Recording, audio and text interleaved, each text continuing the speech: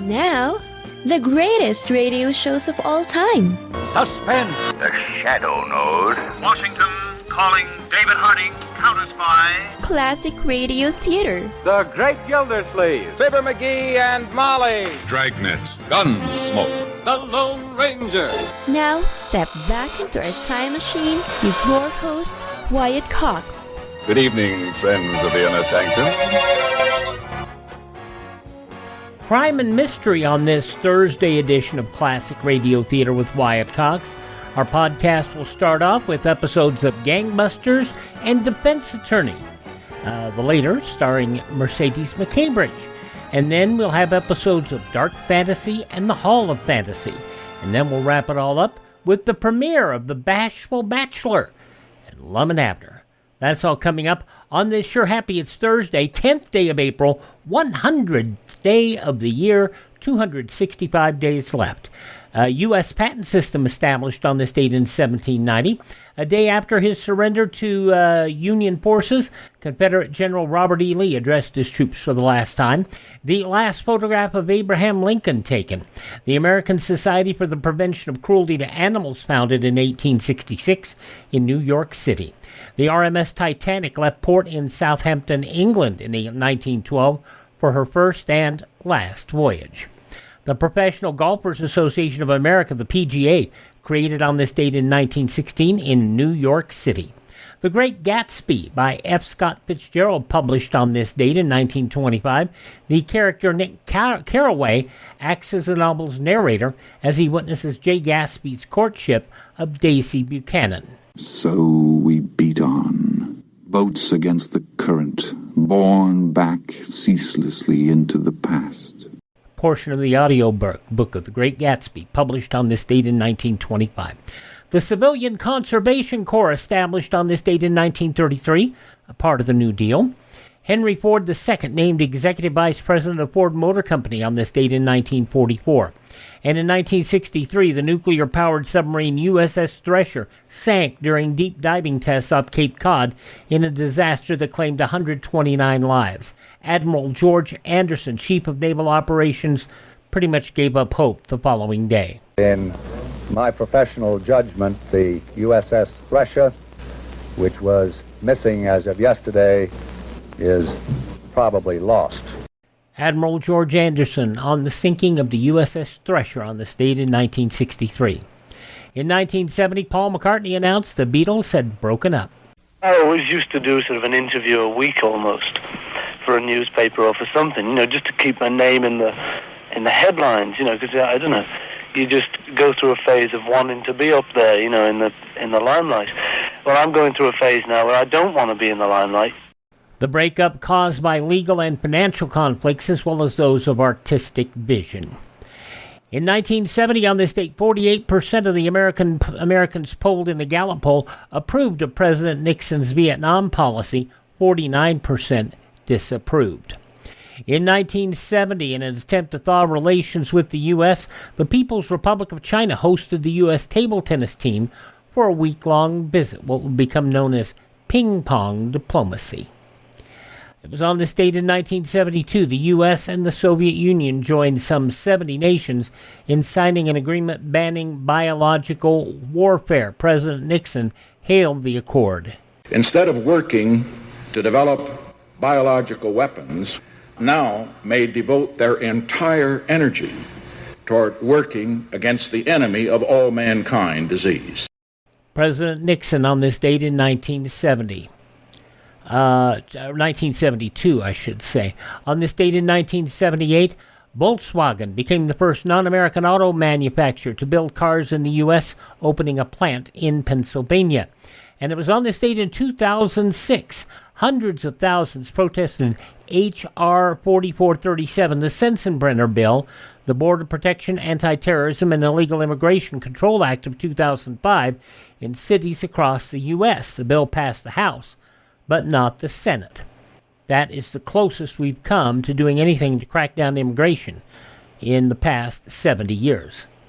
Passing away on this date in history, actress Linda Darnell, actress Kay Medford, Lovey Howell on Gilligan's Island, Natalie Schaefer, a man whom I never knew, but I knew a great friend of his, Carl LeBeau, who has since passed, Sam Kinison, passing away on this date in a horrific car crash. Wilma Flintstone, Jean Vanderpyle, the voice actress, Frank Burns on MASH, Larry Linville, passing away on this date. The lady who sang about the locomotion originally, Little Eva, passing away on this date. She was Julia Sugarbaker in Designing Women. Dixie Carter passing away on this date. From Mad Magazine, Al Jaffe passing away on this date. And O.J. Simpson passing away a year ago today. Birthdays on this date include the wonderful Harry Morgan. Well, I think mostly that was on my part. I was always joking around. Sometimes I joked, I played it a little too lightly, and Jack would say, hold it, it's not all that funny. And you'd do another take. Yeah. But I think that's sort of what I was there for, to be a counterpart to, Jack was very steadfast and loyal and heavy-handed in a certain way, because of the position he had in the character and in the whole process. And I was sort of a counterpoint, I think. At least that's the way I felt. And he seemed to go along with it. Talking about his time on Dragnet, Harry Morgan, born on this date in history. In fact, he was born 110 years ago today. Also born on this date in history, Commodore Matthew Perry, the founder of the Salvation Army, William Booth, journalist and publisher Joseph Pulitzer, man who did some great music, what they now call Exotica, The Quiet Village, Martin Denny, born on this date. The Rifleman, Chuck Connors, born on this date. Country singer and satirist and comedian Sheb Woolley. You probably know him best as the one-eyed, one-horned, pied-eyed purple people eater, but he did country comedy satire as well through a character called Ben Coulter, who did lots of country parodies as well. Sheb Woolley, born on this date. Actor Omar Sharif, writer David Halberstam, couple of great football broadcasters, Don Meredith and John Madden, both born on this date, and a man whom we miss greatly, the very funny Junior Samples. Hi, friend. Honest as a day is long, Samples here. Folks, I don't mind telling you I made a bundle pushing used cars. And starting this weekend, I'm passing my profits on to you. Come on down to the lot and ask one of our salesmen on parole to work out some terms for you. That's BR549, and hold down the collect calls. I'm no Rockefeller, From Hee-Haw, Junior Samples, all those folks born on this date in history. Hi, this is Jeff Foxworthy. It is now time for the birthday announcements. The following people are now officially older than dirt. We have more amazing people born on this date in history, including Steven Seagal, who is 73 today. So, how come you're not watching the Oscars tonight? From Hard to Kill, Steven Seagal, 73. Kenneth Edmonds, the music producer, known as Babyface, 66 today. The Stray Cats' Brian Setzer is 66. Katrina and the Waves, Walking on Sunshine. Katrina Leskanich is 65. R&B singer Kenny Lattimore, 55. And race car driver Casey Kane is 45. My whole life, I've watched the Indy 500. Today, a lot of my dreams came true winning the Brickyard 400. To win in Indianapolis, to win at the Brickyard, a place that I've respected and always loved watching races and being part of it when I started racing here. It was a huge win for myself and my team, and we're going to work really hard from here to get ready to go for those final 10. I mean, that's what we all want to be in, that's what we want to be a part of, and super excited to be back in that. Courtesy of Fox Sports, Casey Kane, 45 years old today. You remember Mandy Moore from A Walk to Remember? And from This Is Us. Mandy Moore is 41 today. And I'm going to make 100 wrong decisions and ruin the chances you guys have to lead the perfect lives that you deserve, but I will protect you fiercely. From This Is Us, Mandy Moore, 41 today. From Pretty Little Liars, Shay Mitchell is 38. from The Sixth Sense. Haley Joel Osment, 37.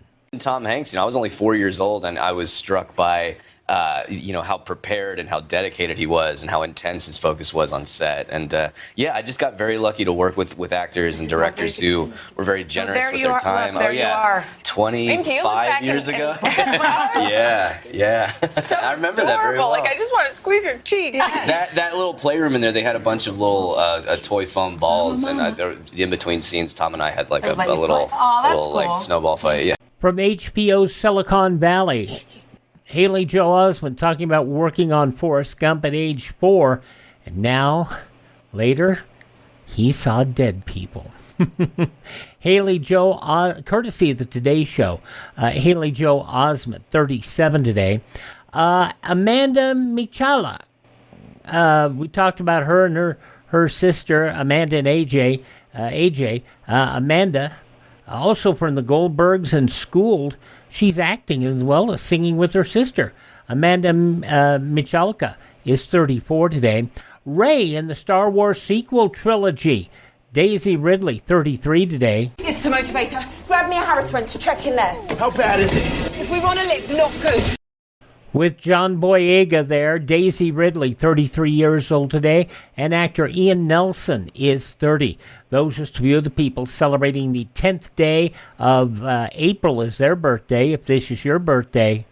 Hi, we're the 4 freshmen, and we just want to say, Happy birthday to you! All right, on this Thursday, Classic Radio Theater with Wyatt Cox, an episode of Gangbusters, 77 years ago, April 10th, 1948 is up next.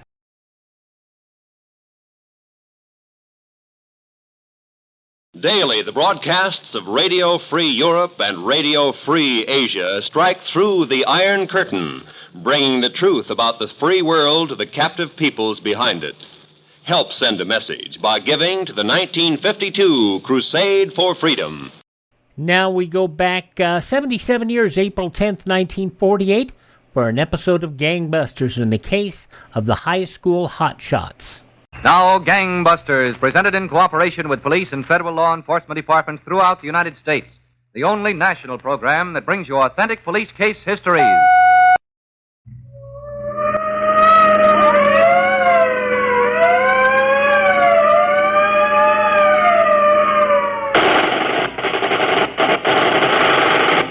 Tonight, Gangbusters presents the case of the High School Hotshots, who killed and robbed to buy their girlfriends a good time, but who found that a love letter in the hands of alert detectives could lead the way straight to the electric chair. Gangbusters has asked the Honorable C.L. Westover, former sheriff of Wayne County, Mississippi, to narrate by proxy tonight's case. Sheriff Westover, I know you have a purpose in telling tonight's case. I have, Don Gardner. As you'll see, I brought a 15-year-old guest to the studio whom we'll hear from later. Well, then, why don't you start right in, Sheriff? All right, Don. I think we ought to begin in a small city in Alabama, Maline. At the local bus station one afternoon, the 4 o'clock coach for Mobile was just about ready to pull out. All the passengers were aboard except one, a striking but overly dressed young woman. She was engaged in a prolonged farewell with a handsome youth who appeared to be a few years younger. All right, now take care of yourself, baby. Oh, I will, Joe, for you. Now, if everything goes all right, I ought to be in Mobile by the 1st. Now, bring you a present. A real present. Oh, Joe, honey, would you? Oh, goodbye, Joe. Oh, just a second. Shim, come here, will you? I've got to hurry, Joe. Yeah, Joe. What is it? Madge wants to say goodbye to you, Shim. Oh, thanks. Goodbye, Shim. You're a nice kid. I hope we can get together again real soon. Gee, same here. So long, Madge, baby. Oh, Joe. Joe. Go on, they leave without you. Goodbye, Joe. Right. Have a good trip, Madge. Come on, let's get out of here. Sure, Joe.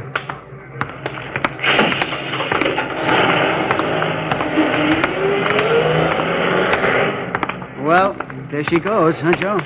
I'll see her again soon. Hey, she's waving to you. Yeah. Joe, did she really promise she'd fix it up for me with that friend of hers? I told you she promised, didn't I? Well, did you ever see her friend? Is she okay? Isn't Madge okay? Well, she sure is. Then so's her friend. Come on, Jim, let's get out of here. I got a lot to show you before we can start thinking about any dames. Yeah.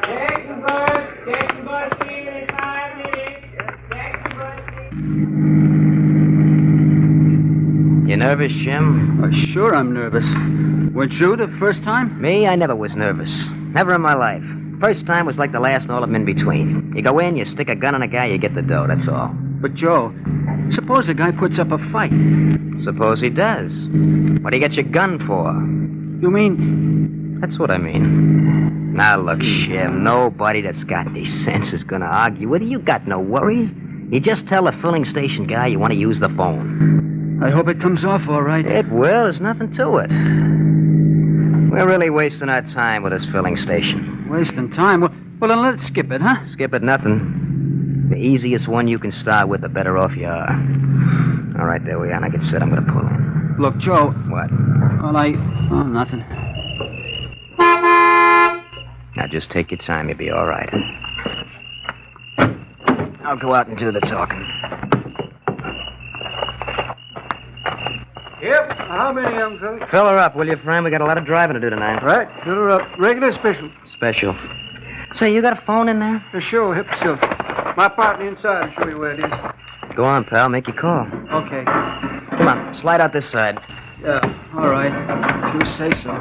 Go on now. Get going, will you? Okay. I'll be right out.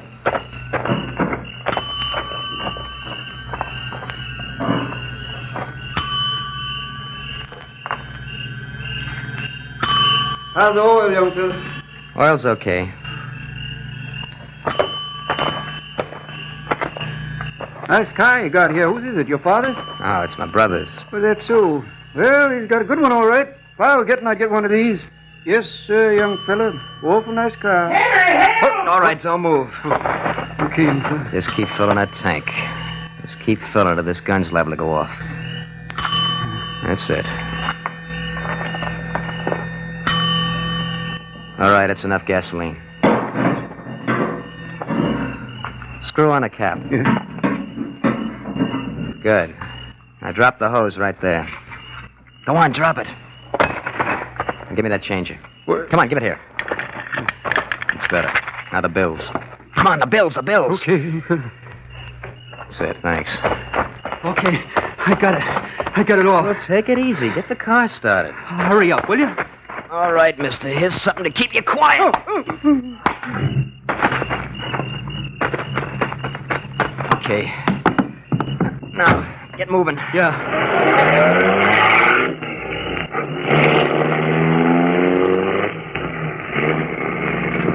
How'd I do, Joe? Did I do okay? You did fair. Boy, I hope that girl Madge lines up for me is okay. I sure hope so. Don't worry about the girl now. We gotta ditch this car and get away from here. There's a lot of work to do before we see any girls in Mobile.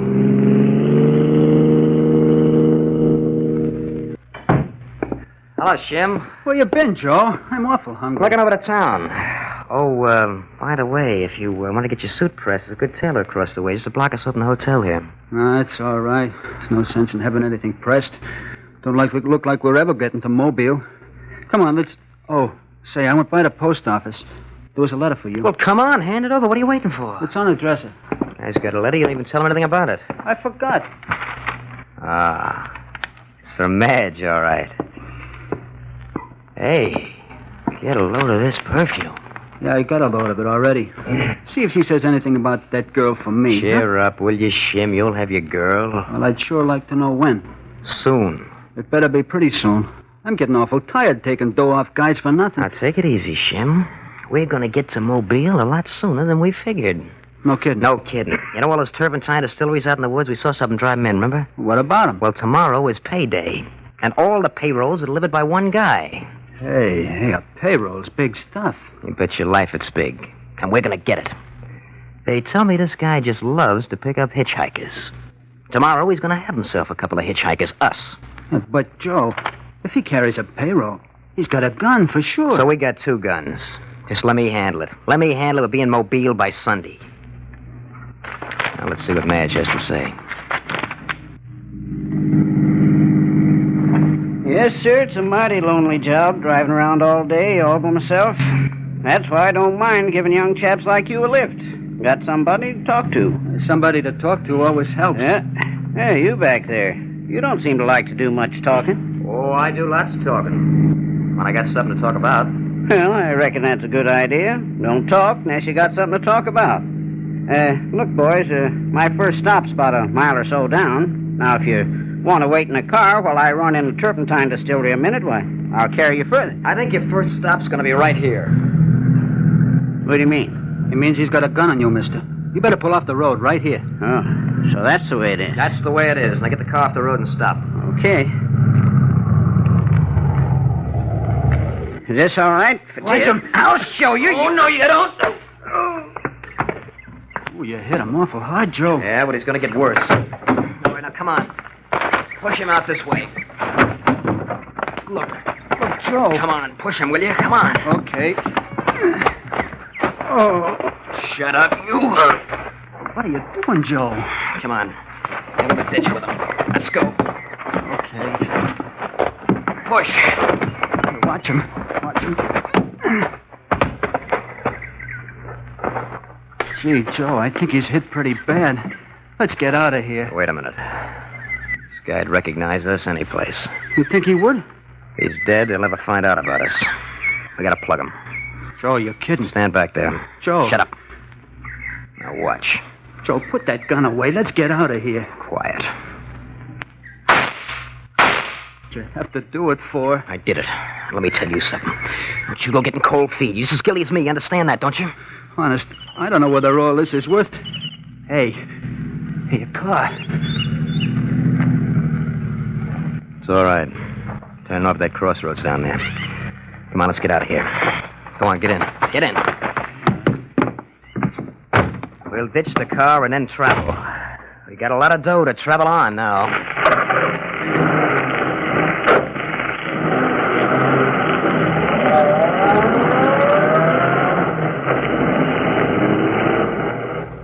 And so, Don, the inevitable murder occurred. The two young criminals fled the scene in the murdered man's automobile.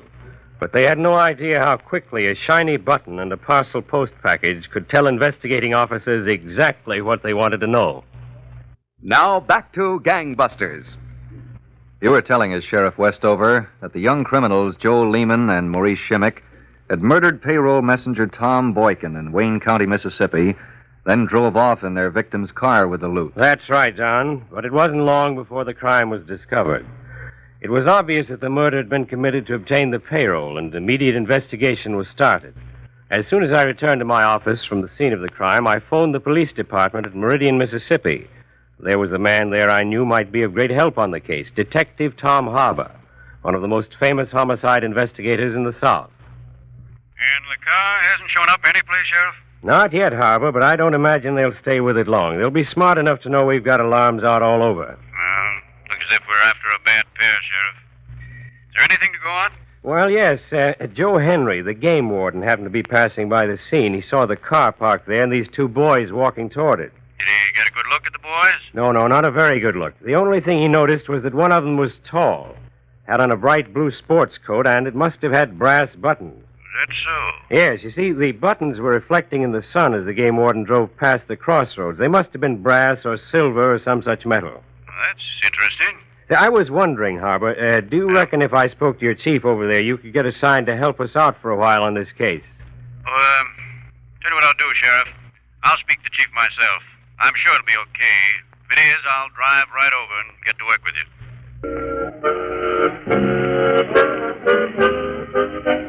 Oh, go on, Shim. Drink your beer. Stop worrying all the time, will you? You talk like we got nothing to worry about.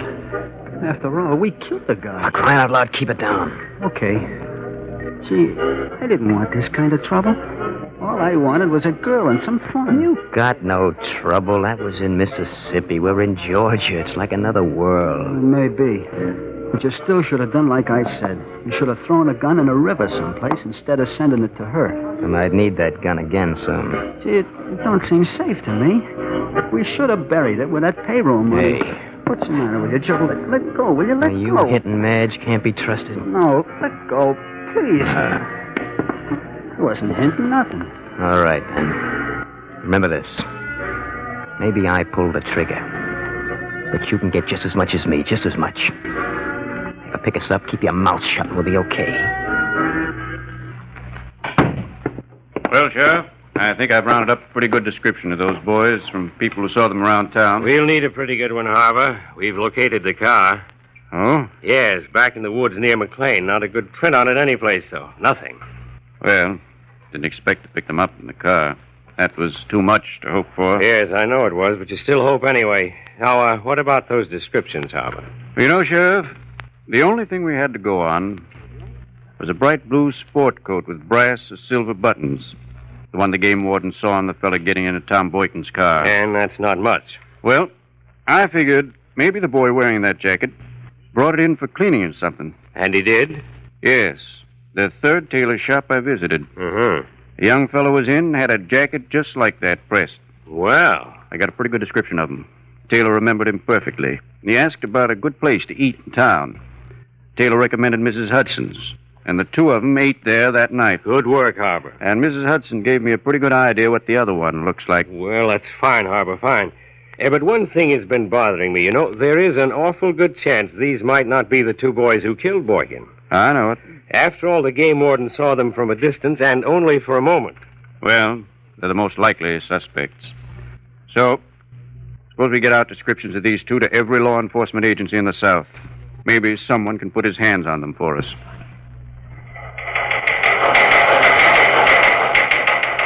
The Chief of Police, LaGrange, Georgia, to the Sheriff, Wayne County, Mississippi, holding two young men, giving names Joseph Lehman and Maurice Shimmick.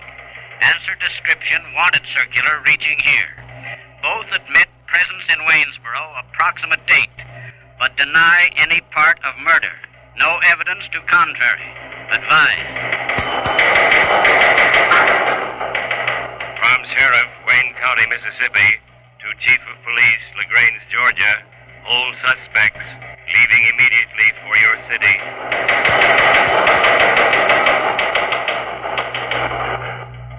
What's the matter, Detective Harbour? You don't look like my answers make you happy. I don't, Joe. You still haven't given me a good reason for your visiting Waynesboro.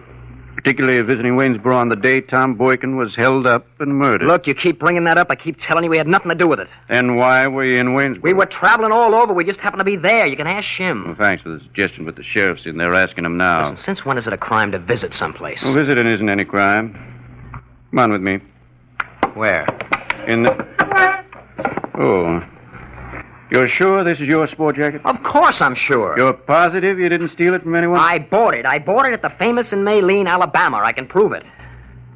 Well, as long as you can prove it. Look, when are you going to let us go? We didn't do a thing. I tell you, not a thing. Come on.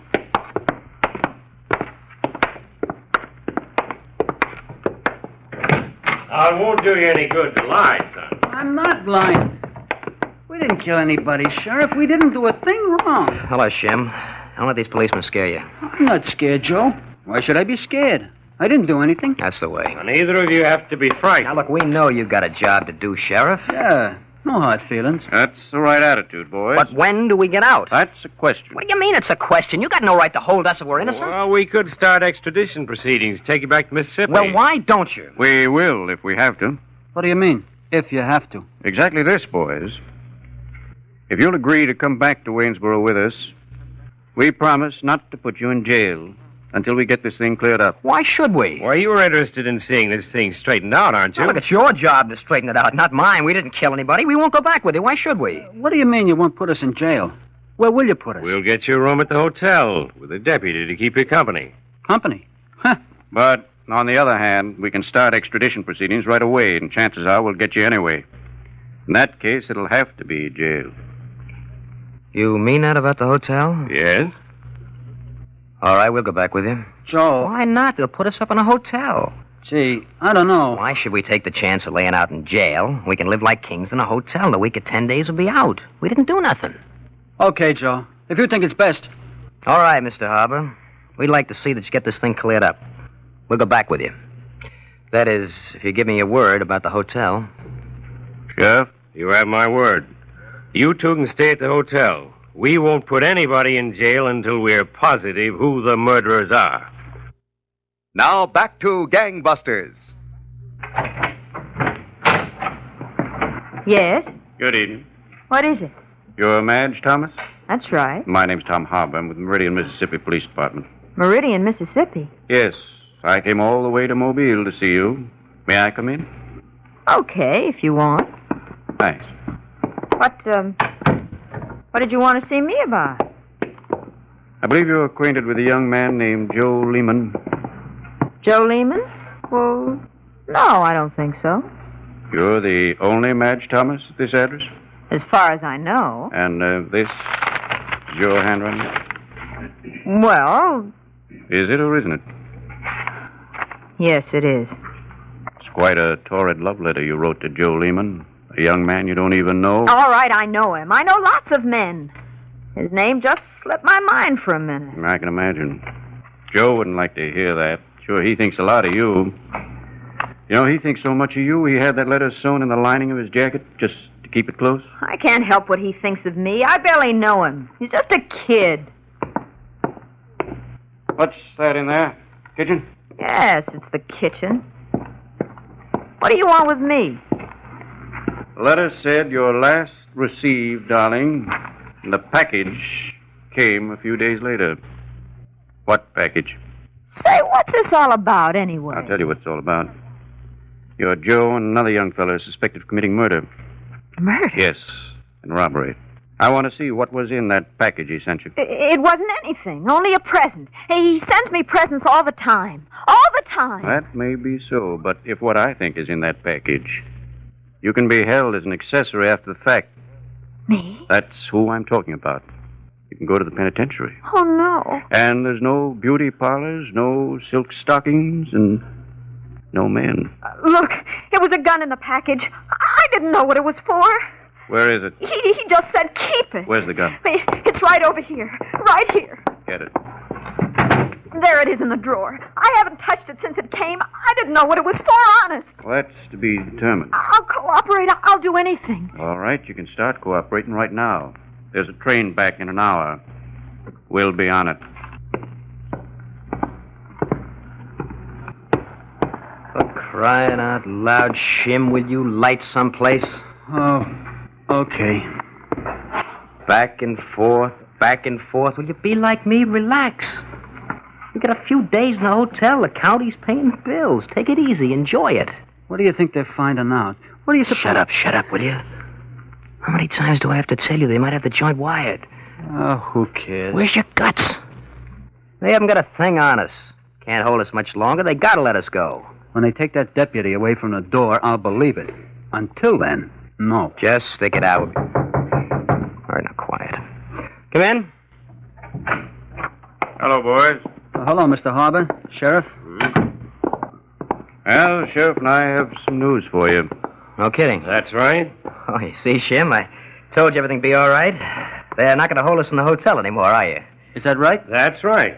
Well, we tried to help you out, Sheriff, but you know we didn't have anything to do with that killing. No, we didn't, really. All right, boys. Get your things together. Well, it's kind of late today. I think we'll stay in the room tonight. We'll be on our way tomorrow, huh? That's okay with you? I'm afraid it's not okay with us.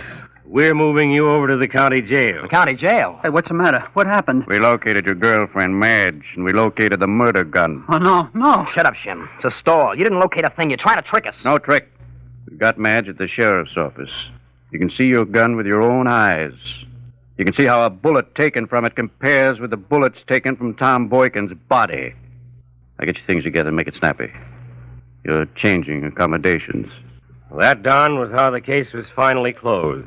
Joseph Lehman and Maurice Shimmick, who thought they were smart enough to get away with robbery and murder, were convicted by a Wayne County jury, and both were electrocuted in the state of Mississippi. Well, Sheriff Westover, you brought a special guest to our Gangbuster studio tonight. Yes, Don, and he's here for a very important reason.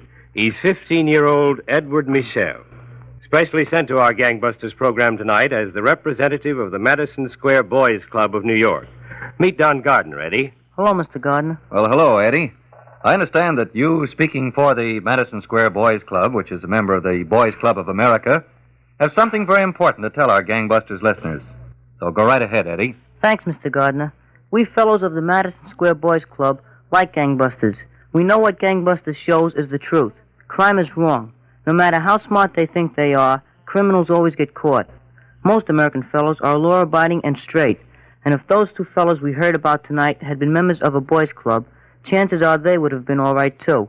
Fellows who belong to boys' clubs know that trying to get fast, easy money only leads to trouble, and they're glad that Gangbusters is showing people, especially young fellows, how wrong and how dumb crime is. Well, thank you, Eddie Michelle, for coming here tonight and bringing our Gangbusters listeners this message from your boys' club. And thank you, Sheriff Westover, for a most significant case.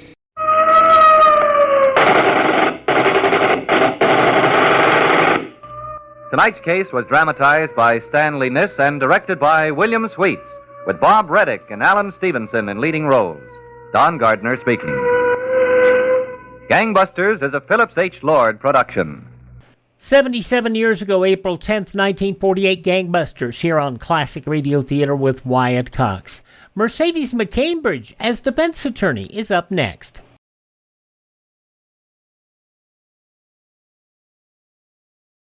Do you know how old the school building in your community is? If it's over 25 years old, the chances are that it's woefully inadequate. Join with the groups in your community working for better school conditions. Remember, better schools build a stronger America. We continue now on Classic Radio Theater with Wyatt Cox with an episode of the program Defense Attorney, starring Mercedes McCambridge. This goes back 73 years to April 10th, 1952. The makers of Kix, tasty, crispy corn puffs, food for action, and the makers of Clorettes, the new chlorophyll chewing gum that makes your breath kissing sweet, present Defense Attorney. Ladies and gentlemen, to depend upon your judgment and to fulfill my known obligation, I submit the facts, fully aware of my responsibility to my client and to you as defense attorney. And now we proudly present Miss Mercedes McCambridge as defense attorney.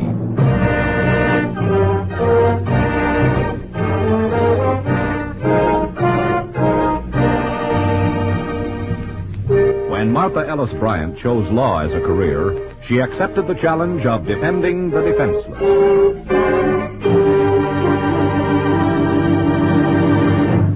Joshua Masters was one of the defenseless. Suspected of murder, he couldn't defend himself. Your father told me his will left his estate to his 3 sons, but there won't be 3 sons to share it. That's all right. We can divide it between the 2 of us. I don't think so. Why? Because I talked to your father yesterday. He was afraid he'd be accused of killing David, and I told him if he was charged with murder, I would defend him. And I'm going to. Yes, Joshua Masters was one of the defenseless. And we'll bring you his story right after this important message. But first, let's listen to a man who sings the blues because he doesn't take time to eat breakfast. It's a shame to be a Nixie like me. I suffer from a lack of energy. Won't somebody tell me why I fail in everything I try? It's a shame to be a Nixie like me. People who are always weary, always dreary are Nixies. So different from active, cheery Kixies. Kixies are men of action who eat kicks, food for action. Lively boys, girls, and grown-ups who always eat breakfast built around a bowl of Kix. How fine everyone feels, because Kix is an 83% energy food. Are Kix good? You bet. Crispy corn puffs so tender and tasty. Eat Kix, food for action. Oh, it's grand to be a Kixie like me. Always feeling full of pep and energy. Every morning I eat Kix, so I'm never in a fix. Oh, it's grand to be a Kixie like me. And now the curtain rises on Act 1 of tonight's defense attorney story. Wealthy Joshua Masters is in the law office of Martha Ellis Bryant. Conducting an investigation is decidedly out of my line, Mr. Masters. I'm an attorney, not a private detective. I understand that, Miss Bryant, but this is something I believe you could handle better than a private detective. Well, I'm very flattered, but I'm afraid I don't quite understand. Your reputation for integrity is common knowledge, so I know I can trust you. You're always famous for proving people innocent. Now, one of my 3 sons is trying to kill me. And you want me to find out which one is guilty? Well, in a manner of speaking, yes, but what's more important, I want to know which 2 are innocent. You see, there's a lot of money involved. Yes, well, how old are you, Mr. Masters? 68. And your sons? The oldest, 38. Youngest, 33. Are they married? No. All three like to consider themselves eligible bachelors. Yes, I believe I've read about them in the newspapers. I'm not proud of my sons, Miss Bryant. The parasites, waiting for my money, waiting for me to die, and one's trying to hurry it. And you are a widower, aren't you, Mr. Masters? Yes. My wife died in 1939. And will your sons inherit your money? As my will is now, the estate is to be divided equally among the three boys. Well, specifically, what is it that makes you think that one of the boys is trying to murder you? Well, I've got a weakness for speed. I like to go fast. In a car, boat, anything. I've got a foreign car. It's very fast. Are you interested in foreign cars, Miss Bryant? Oh, well, not right now, Mr. Masters. Yes, well, I like to get out on the freeway and open my car up once in a while. I started out the other day and got a flat tire. I drove into a service station to get it fixed. One lug bolt was holding the wheel on. The other four had been unscrewed, holding by one thread. Well, of course, that is dangerous, but it could have been accidental. Maybe. But I've got a speedboat down at the bay. I started to take it out one day when I noticed that the bilge was full of gasoline, and one spark plug wire was disconnected and hanging about a quarter of an inch above the bilge. Now, if I'd touched the starter, it would have all blown up over the harbor. Yes, of course it would. And you believe that these potential accidents were planned? Yes, I do.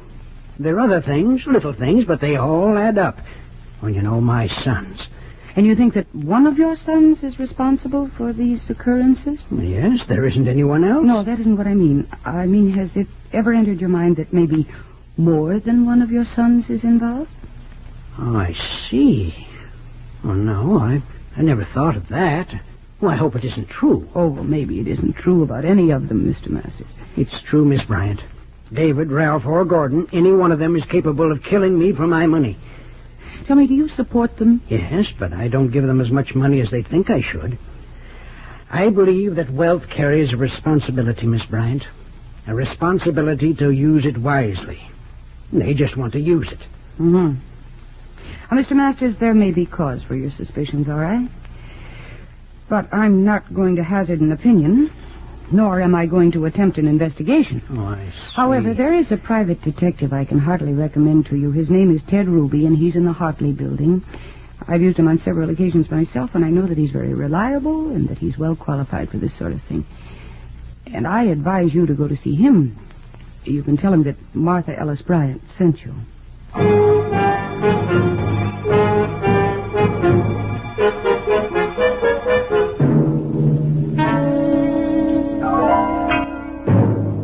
When did all this happen, Marty? Just yesterday, Judd. So I sent him to Ted Ruby. Well, Ruby will know how to handle him. At least he'll make some money on the deal. I'm glad you didn't take it. Well, it wasn't in my line, darling. But I was sorry I couldn't help him. He's kind of sweet. Yeah, he's kind of a screwball. Why? Do you know him? No, but I know quite a bit about him and his family. The boys are always mixed up in some scandal, always expensive to get out of, and the old man pays the fare. Well, then the boys are worthless, huh? You bet they are. But the story got out about how every time one of the boys had been in trouble, someone had given an anonymous contribution to some charity, a big contribution. I chased down the story for the Dispatch. It was old man Masters. Whatever the current scandal payoff cost, he'd give an equal amount to charity. Some screwy idea of dollar for dollar, good for evil. We could use more screwy ideas like that, Judd. Yeah? He gets tickets for speeding and goes through the same routine. He's just a screwball. Yeah, but you haven't talked to him. No. I have. I like him. I'm sorry I couldn't help it. Oh, excuse me. Sure. Martha Ellis Bryant's office. Oh, yes, he is. Just a minute, please. For you, Judd. The Dispatch. Oh, okay. Hello. Yeah, Steve. All right. Yeah, 1802 Sandalwood Drive. Yeah, I got it. Well, whose place is it? It is. Yeah, all right. I'll get right over there. Get right over there. There goes our luncheon date, I bet you. Yeah, Marty, there's been a killing at 1802 Sandalwood Drive. Got to get over there. You Want to go along? No, not particularly. Anyhow, I got a lot of work to do here. Well, maybe you ought to go, Counselor. You know who lives at 1802 Sandalwood Drive? No. Should I? Yeah, you should. That's the home of Joshua Masters.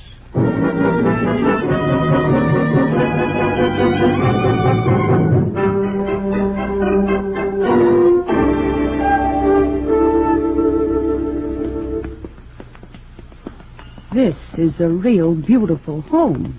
Huh, Judd? Yeah, it is. I wonder if Josh Masters donated to charity an amount equal to the cost of maintaining this place. Why should he? Well, I just think it's a sin to live in a house this big. Oh, such a sickness. It's all right, Sergeant Press. Okay. All right, get over there, those pictures. Yeah. Right. Ah, hello, Judd. Hi, Ed. Well, Miss Bryant, this is a surprise. Was Masters a client of yours? Well, he was sort of a near client. What? No, I'm just here with Judd, Lieutenant Leader. Oh, I see. What's the story, Ed? One of those messy family affairs. Inside, Judd. You got any leads? Oh, you know, Judd. Arrest within 24 hours. One of the boys, huh? Yeah. Which one? You know yet? Sure we know. It was David. Can I print that? Well, sure. Why not? Well, then you're going to arrest him right away. Arrest who? David. Arrest him? How can we arrest him? He's dead. Dad, I thought... Wait a minute, Ed. You mean that Josh Masters wasn't killed? The old man? Oh, no, it's David. Then Josh Masters isn't dead?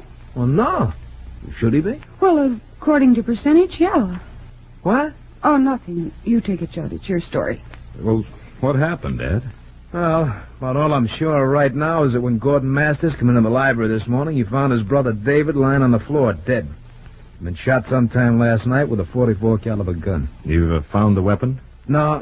Medical examiner says it was a .44. And the old man's gun, a .44, is missing from the desk drawer.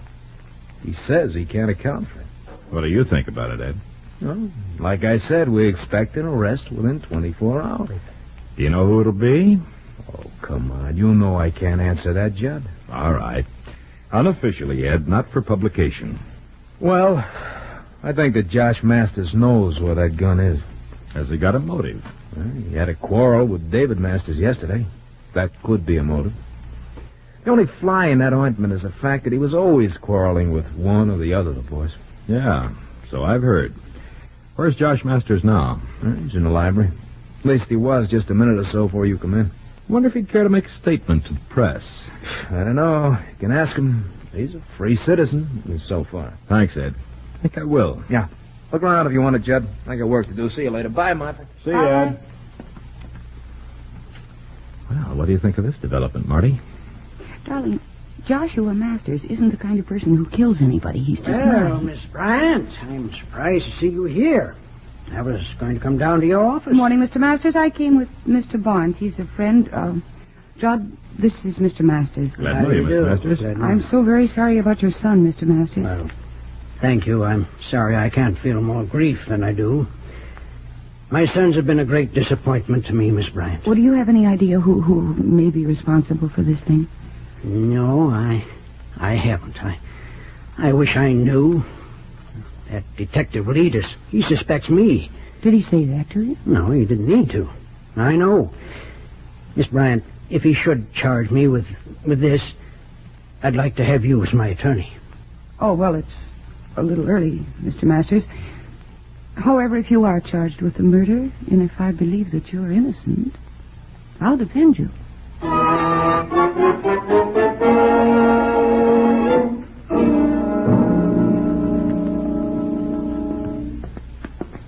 Lieutenant Leadus's 24 hours are just about up. I wonder if he's made his arrest yet.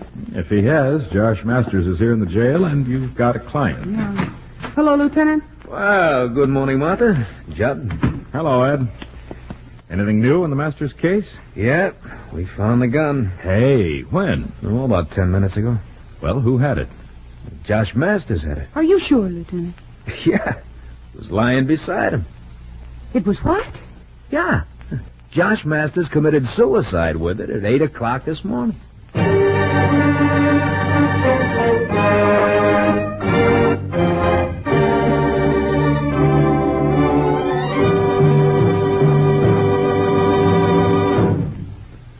In just a moment, we'll continue with Act Two of tonight's defense attorney story. Don't breathe. Don't breathe a word until you chew Clorettes. Because Clorettes makes your breath kissing sweet. That's right, kissing sweet. Clorettes is the delicious new chewing gum that contains chlorophyll. Aha, that magical green chlorophyll you've read so much about. Clorettes with chlorophyll banishes most odors that make breath unpleasing. Clorettes makes breath sweet and wholesome in seconds.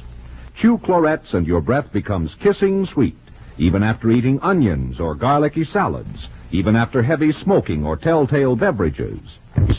It's the chlorophyll in Clorettes that does the trick. And Clorettes is such a delicious gum you'll chew it for pure enjoyment. Everyone who breathes should chew Clorettes to keep breath always kissing sweet. So carry a package in pocket or purse. Get Clorettes today. Cloretts. Only 15 cents a box wherever chewing gum is sold. Chew Clorettes, the gum delicious. It makes your breath kissing sweet. And now we continue with Act Two of tonight's defense attorney story.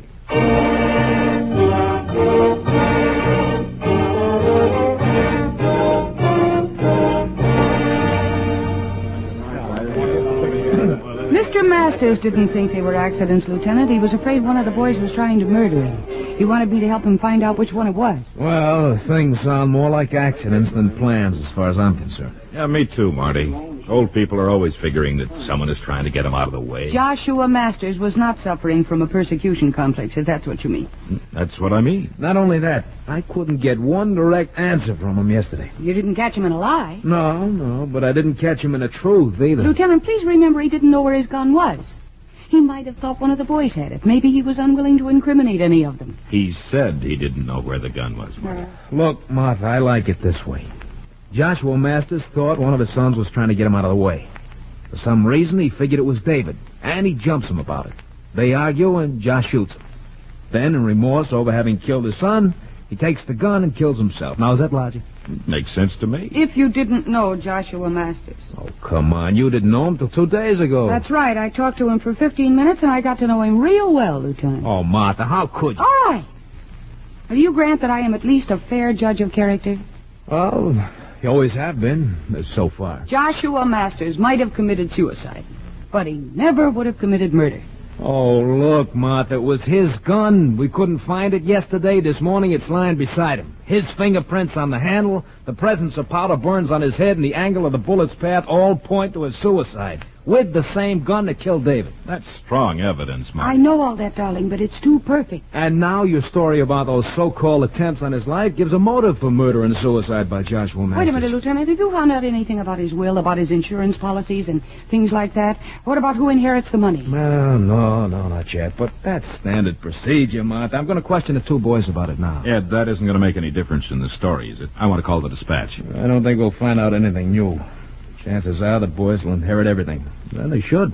There isn't any doubt about what'll happen to the money now. Those 2 will know how to spend it. They always have. Are you going to question them, Ralph and Gordon, separately, Lieutenant? No. I'll call them in here together. You want to hear? Yeah, I'd like to. May I? You sure? Ed, what about the noise of the gunshots? Didn't anybody hear it? No. Both shots were in the library, and Josh Masters had it soundproof. He liked music, and he liked it loud. Collected records, you know. Nobody else could stand it, so Josh had his library soundproof and played his records in there. That's the motive for killing him right there. Not if the place was soundproof. Oh, Sergeant, you sent Gordon and Ralph Masters in here, please. Right. Believe me, Lieutenant, the last thing Joshua Masters had on his mind when he was in my office was committing suicide. You want me, Lieutenant? Yeah, I got a few questions I want to ask as soon as your brother gets here. Sit down. Look, let's get one thing straight. Just because my father killed David and then shot himself is no reason for you to start tossing orders around here. You're in my home, and when I'm ready, I'll ask you to sit down. Oh, little touchy, huh? Why shouldn't I be? Just lost one brother and my father. Take it easy, Ralph. Sensitivity isn't a characteristic of the police department, you know. What do you want now, Lieutenant? This isn't a suicide until the coroner says so. And he won't say so until I finish my investigation. And I won't finish my investigation until you answer a few more questions. That's all we've done for the past few days. Well, we can wind this up today. Right now, I want to know who stands to inherit the most from the estate. Why do you ask that? Because I want to know. Now, look, don't get out of line, Lieutenant. I can answer that, Lieutenant. The money was to be divided equally among the family. The three of us. How do you know that? Dad told me a long time ago. The will hasn't been changed? Well, not that I know of. Did your father ever feel he was being picked on? Abused? He certainly did. Huh? When'd you notice it? Every time we asked for a dime. That's right. He's pretty tight with his dough. From what I hear, you were pretty loose with it. What have you got to do with it? I'm Martha Ellis Bryant. I'm an attorney. Your father was a client of mine. Did you know that he had thought of changing his will? Any change he made wouldn't hold up after killing David and committing suicide. Losing his mind, not capable of handling his affairs. We can break any kind of a will now if we need to. Oh, come on, Judd. They'll be dividing his clothes next. Yeah, I could use some fresh air. See you later, Ed. Yeah, so long, Judd. Miss Bryant. Bye, Lieutenant. Any court will overrule a will made by a man that killed his son and committed suicide. Oh. Gordon Masters is really plugging that murder and suicide, isn't he? Yeah, but I think he's right, Marty. I don't know. He sounds to me like a man with something to sell. Or a man that's convinced of something. Yeah, well, maybe. Can you take me back to my office, sweetie? I wish to ponder. About this case? Yeah. Look, Marty, the police say it's suicide. Why don't you let it go at that? They've got powder burns, bullet angle. You just gave them a motive. Yeah. And you've got fingerprints on the gun to back up a suicide theory. Anyway, what are you doing in this case? You're a lawyer, not a detective. You're right, darling. I am a lawyer. And yesterday I told Joshua Masters that if he was charged with murder and if I thought he was innocent, I'd defend him. And that was a promise. Sure, but he's dead. Yeah, but he's still charged with murder, the murder of his son, and he can hardly defend himself. How far can you go with noblesse oblige? My darling Judson, there are people whose goodness is apparent even in a short conversation. And I think Joshua Masters was one of those people. And I don't think he killed his son. And I don't think he committed suicide. That's what I gathered. Anyway, the fact that he's dead doesn't cancel my promise to defend him. I just wish I knew how to begin.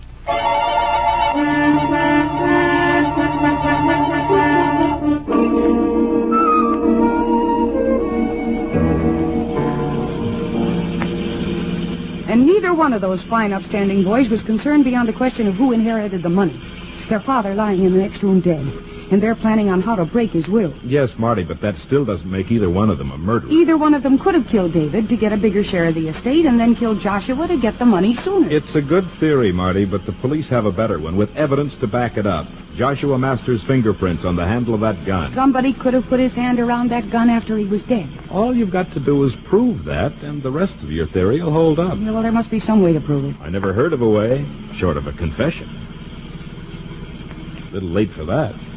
Marty, don't start wringing your hands over this case. It isn't that important. I'm not wringing my hands, darling. I'm just trying to think of a way. Hey, Judd, there is a way. Pull over to the curb. Marty, for Pete's sake, let go of the wheel. I'm sorry, darling, but listen. If I were going to put your fingerprints on this steering wheel, now give me your hand. Here, okay. I'd put your fingers around the wheel and I'd press, huh? Like that. Yeah? All right, now see what happens. Look there. Hey, do you suppose it'd show? I don't know, but I'll never be able to sleep if we don't find out. Let's go back. Fast. Let's do. Burn 'em up Barnes, they call me.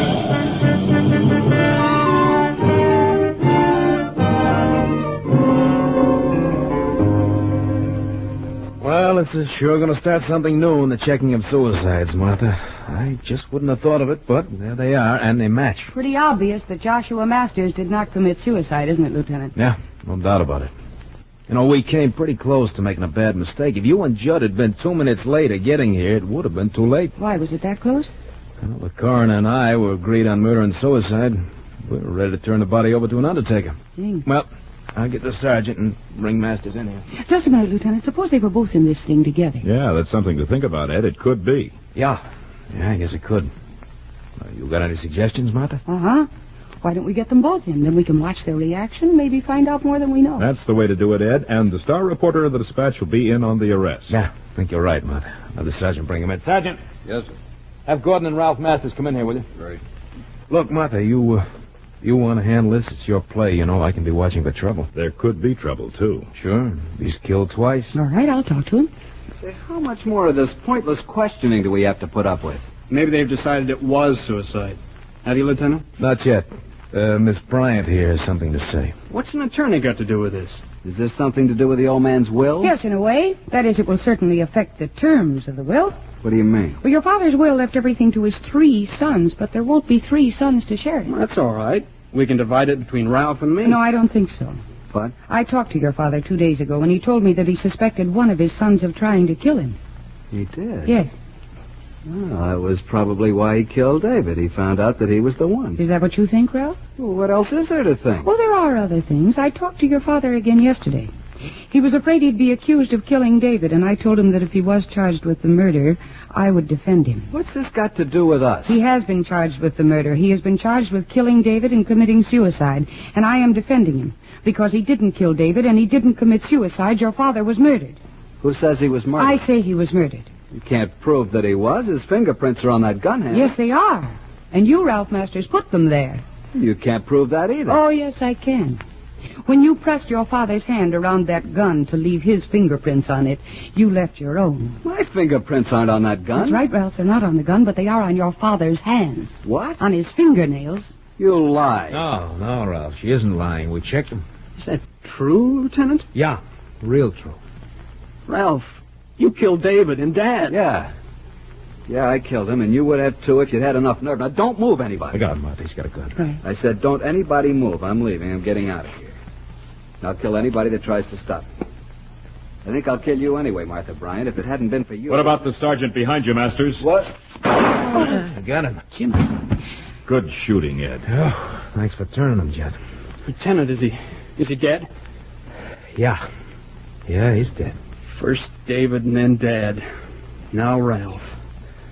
I'm the only one left. Oh, all alone in the world with $1 million. All right, let's get him out of here. Have a couple of patrolmen come in here, will you? What is it, sir? When Judd Barnes chose a lawyer as a girlfriend, he accepted the challenge of defending the defenseless girlfriend. Yeah, it looked kind of grim there for a minute. You probably saved my life, Judd. Thanks. Marty, you shouldn't put yourself in a position where you're exposed to danger like that, likely to get killed. Yes, Judd.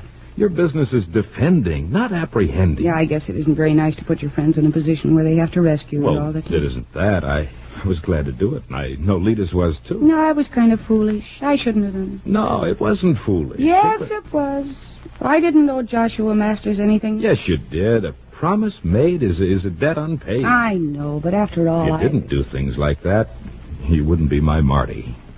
Now, which side are you on, darling? I've been trapped again, so help me. Judson, don't you know you can't win an argument with a woman? And when the woman is a defense attorney, hoo-ha.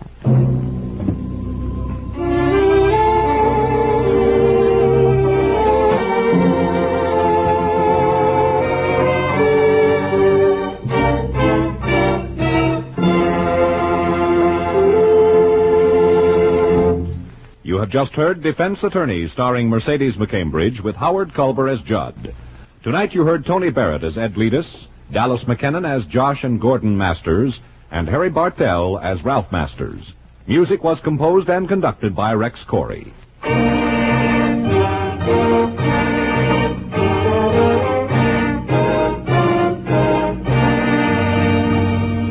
Defense Attorney was written by Jack Spears. The program is directed by Dwight Hauser.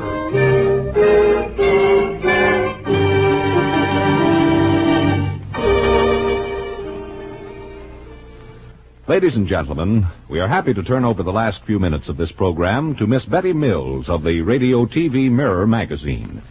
Each year, Radio TV Mirror conducts a poll of readers asking them to vote for their favorite actors and actresses. It is truly the choice of the people, you fans who listen to and enjoy the radio performances of the many distinguished artists who come into your homes each week.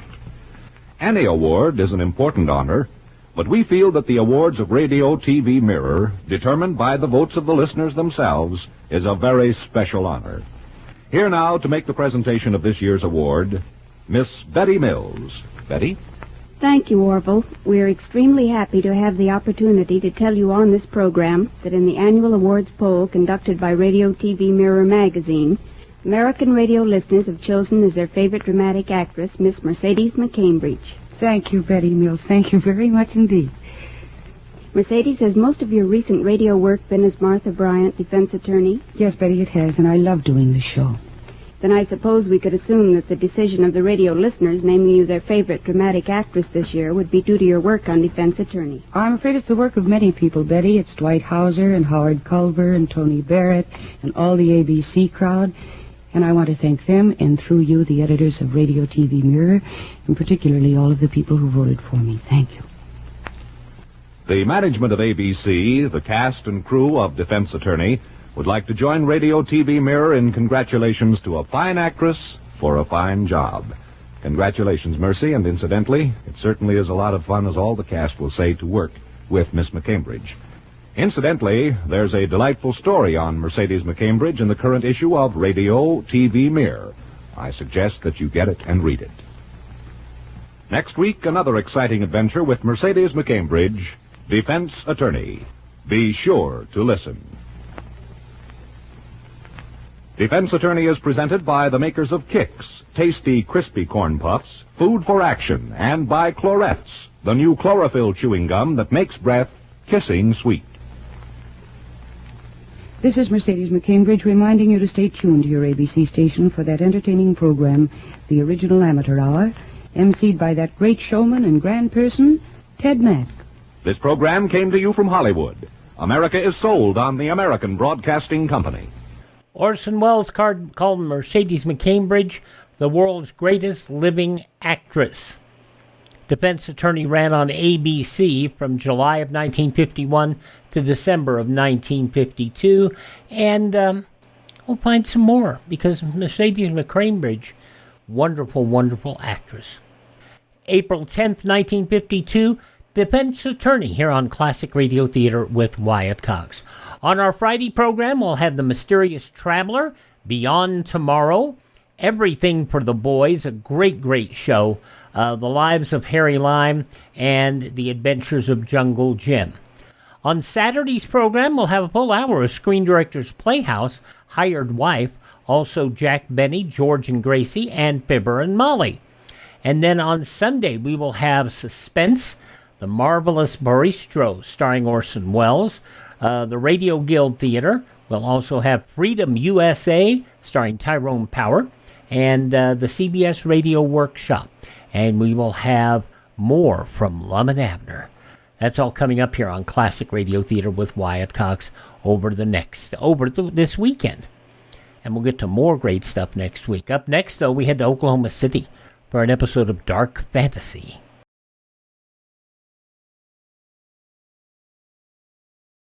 Alert Americans will heed history's lessons. Throughout history, surprise has had a leading role in military disasters. Today, an enemy capable of surprise air attack could leave chaos in his wake. That's why you should be in the Civilian Ground Observer Corps, volunteering a few hours a week to guard our skies. Be a ground observer. Contact your local civilian defense office. Now on Classic Radio Theater with Wyatt Cox, we head for Oklahoma City for an episode of Dark Fantasy. It aired on NBC and came out of Oklahoma City. This from 83 years ago, April 10th, 1942, The Edge of the Shadow.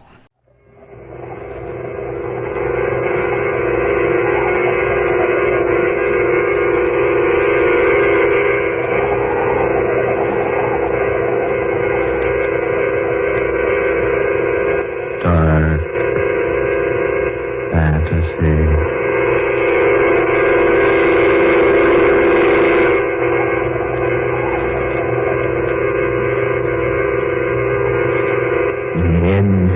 Of the shadow.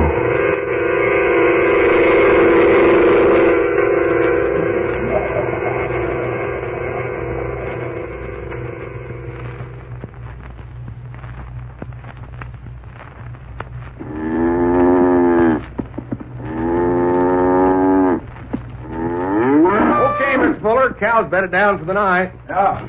Oh, Hank, come over here a minute, would you? Sure, something wrong? Yeah. Cow here seems to have hurt herself. It's like a barbed wire cut. Let's have a look. Yeah, you're right. Does look like barbed wire. There's no barbed wire where this animal's been. A wire like that on your property, Mr. Fuller, is over south the road. Yeah, that's right. This animal hasn't been in the south pastures for months. She's one of the animals I'm keeping up near the barn, grooming for the stock show next month. Yeah, I know she is. You haven't let her get out accidentally, have you, Hank? Me? Why, no, Mr. Fuller. You sure, Hank? Yes, sir. You said you wanted all animals you brought in off the range kept inside the wooden fences. You're the boss. I wouldn't let any of them near any barbed wire. It's mighty funny. Can't figure out no other way she could have hurt her leg like that. Me neither. They're pretty bad, too. Deep. Yeah, it is. I'll never be able to show her with a leg like this. Sure too bad, Mr. Fuller. She's a nice animal, too. Yeah, one of the best. I was counting on her boosting my score at the show. Say, you don't suppose McCard could have done it, do you? McCard? Sure. He's pretty hard hit for good show animals this year. Had to sell off quite a few to pay his mortgage and meet the taxes. I know, but McHarg's always been a good friend of mine. He wouldn't do a thing like that. Well, he might. If he thought it might help him at the stock show, needs that prize money pretty bad. But McHarg's a stock raiser from way back. He couldn't hurt a prize animal if he had to. Funny thing, what some men will do for money, Mr. Fuller. Look, Hank, I won't have you talking like that. Well, I was just saying that... McHarg's a good friend of mine. I've done him several favors lately. He wouldn't repay me by injuring one of my animals. Well, all I know is she couldn't have cut her leg like that around the corral. Looks to me like it was done purposely. Here, better clean out that cut and wrap it up. Yeah. Fetch me that disinfectant and some of those clean rags from the chest, Hank. Sure. Here's some right over here. In the stall? Yeah, here on this shelf. What are they doing here? I don't know. Why, this bottle's always kept in the chest at the end of the barn. Marsh, have you been treating this animal? No, I didn't know she was hurt till you told me. Some other animal, then? No, of course not. Didn't you inspect them all tonight? Yeah, I did. This is the only cow that's hurt. But what's this disinfectant and these clean rags doing here? Well, I just don't know, Mr. Fuller. I put that bottle away myself last week. I treated a horse. I haven't used it since. I haven't used it more than a month, I guess. Somebody did injure this animal, then tried to treat it here in its stall. He must have been frightened away before he could use the medicine. But who'd purposely cut its leg and then try to treat it? I don't know. No, neither do I. Wait a minute. Huh? What's this? Look here. What? It's a short length of barbed wire. With blood on it. My Ned, you're right. It was hidden under the straw. I just happened to pick it up with my foot. Must have been in that last load of straw we brought in. She must have laid down on it and cut her leg. Not that deep. Hank, there's been dirty work around here. Here, hold these rags. Fix up this leg. Yeah, sure. Now, easy now, girl. Yeah, just take it easy. Better stand back, Hank. She's liable to get a little excited when...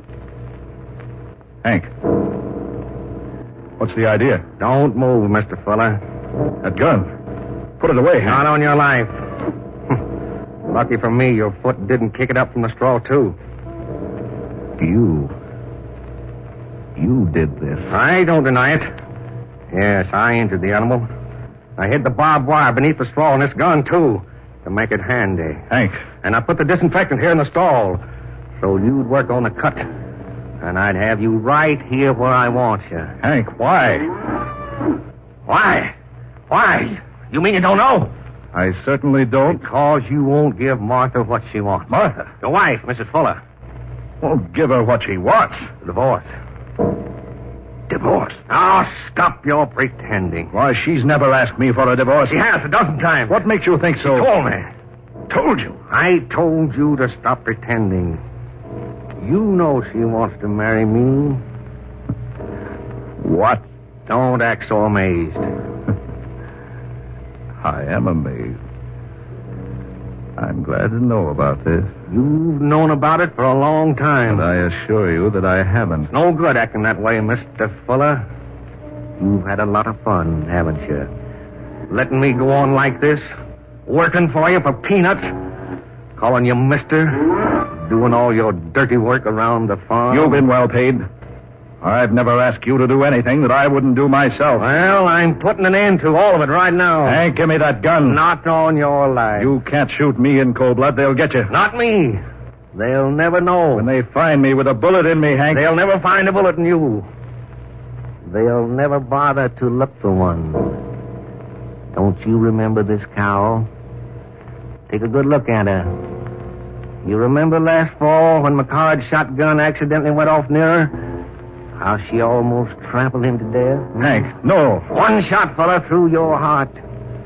By the time that animal's hoofs have done their work... No, Marsh, no. They'll never recognize you when they pull you out of a stall. You can't do that. They'll never bother to look for a bullet. Listen to me, Hank. They'll think your gun went off accidentally, and the animal trampled you to death. Give me that gun, Hank. And the farm will be Martha's and mine. Give it to me, Hank. Keep back. Give it to me. Keep back, I say. Take this. Oh! Help me! My eyes. You blinded me. Take it easy, you yellow pup. Your eyes will be all right. Water! Water, get me some water! My eyes are stinging. They'll be all right. Come on with me. I can't see. Here, this way. What are you going to do? I'm going to take you to the well and bathe your eyes. You're not going to kill me. Careful. Here's the barn door. I didn't know what I was doing, Mr. Fuller. Easy now. I didn't know what I was doing. I didn't want to kill you. You only missed killing me by a hair's breadth. Oh, I was out of my head. Oh, my eyes. We'll talk about that later. Where are we? Where are you taking me? Over to the well. Mr. Fuller, what in the name of heaven are you going to do to me? I'm going to wash out your eyes. Come on now. Yes. Water. Easy now. No, don't rub them. Keep your hands away from your filthy face. But I can't stand this pain. You'll be all right in a minute. I can't stand it. I tell you, I can't stand it. Marsh. Let go of me. You're taking me off to leave me someplace to die. Stop it. Stop it. Now you're trying to kill me. No, I'm not trying to kill you. You are. I know you are. Don't be a fool. I'm blind. Sure, this is your chance. Chance to get rid of me. Well, you're not going to do it. Hank, for the love of heaven, listen to me. No! I'm only taking you to the well. Throw me in, huh? You want to throw me in? I want to wash out those eyes. No. You don't care about me. All you want is a chance to do away with me. No, you rat. I'm only trying to help you. Let go my arm. Let go my arm. No, you're staying with me. I won't do it. I won't be led like an animal to the slaughter. Let go of me. Stop it. Let go of my arm. We're almost to the well now. Oh. My eyes. Water will fix them up. I'm not going near that well. That disinfectant will burn those eye tissues if you don't get it washed out of them. I won't. You're going to throw me in. I won't go near that well. Hank. I won't go near it. I won't go near it. No.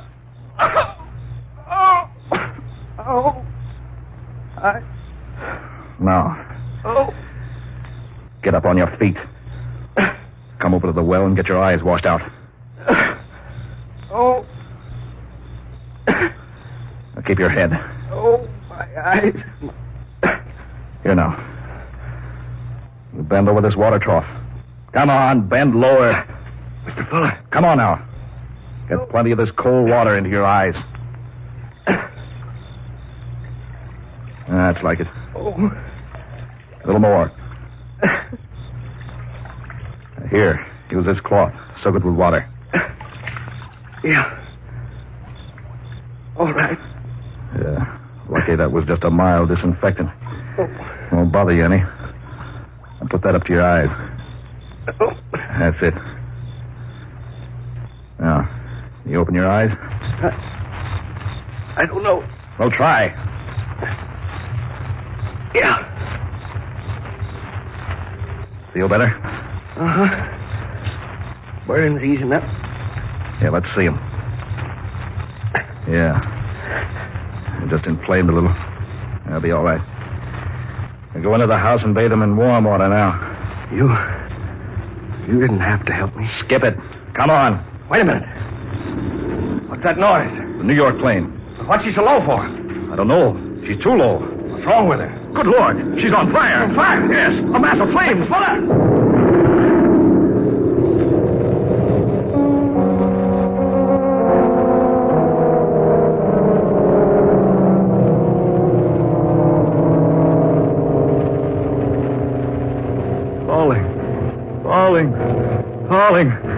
Falling. Stephen. Falling. Stephen. Falling. Wake up. Falling.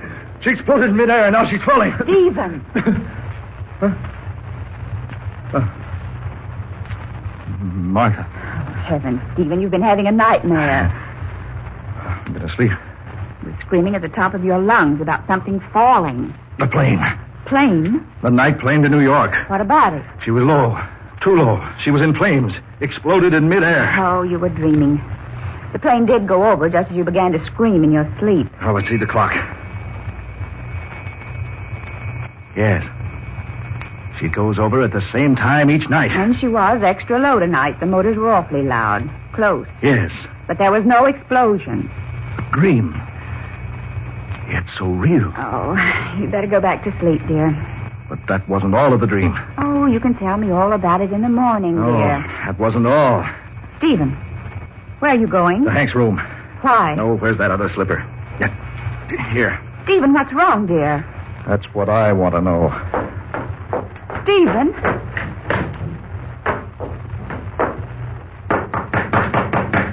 Hank. Hank, open up.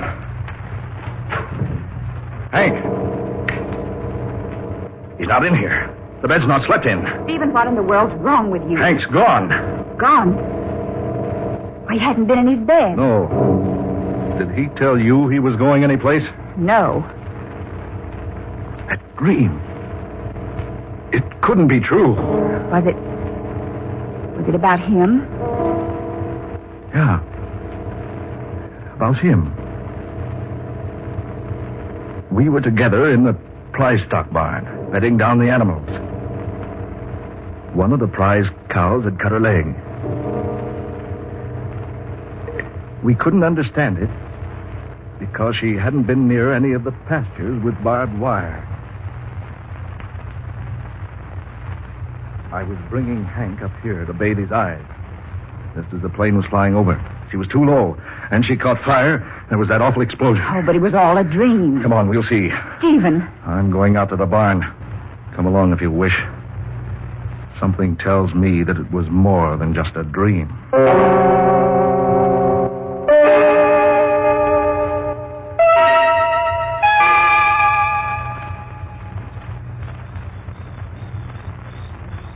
Stephen, this is so foolish. I tell you, it was just a dream. Here. Do you hold this lantern? Oh, but you need your sleep, dear. Get this door. I'll take it now. All right. Come on.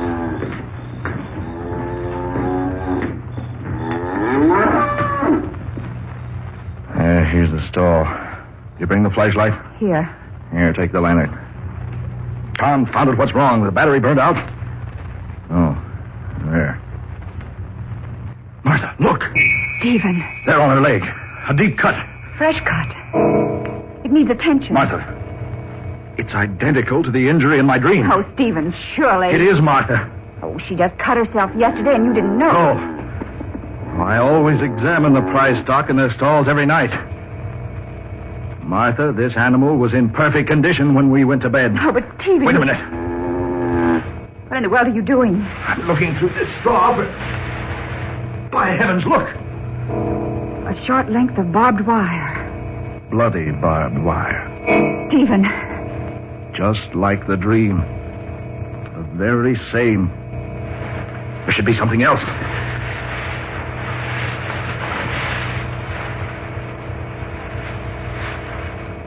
Yes, here. Look. A gun. Hidden here in the straw. Here where he put it. Who? Hank Marsh, of course. Who else? Oh, no, Stephen. Yes. And look. There on the top of the feed box. The bottle of disinfectant. Some clean rags. Oh, but Stephen... Just like the dream.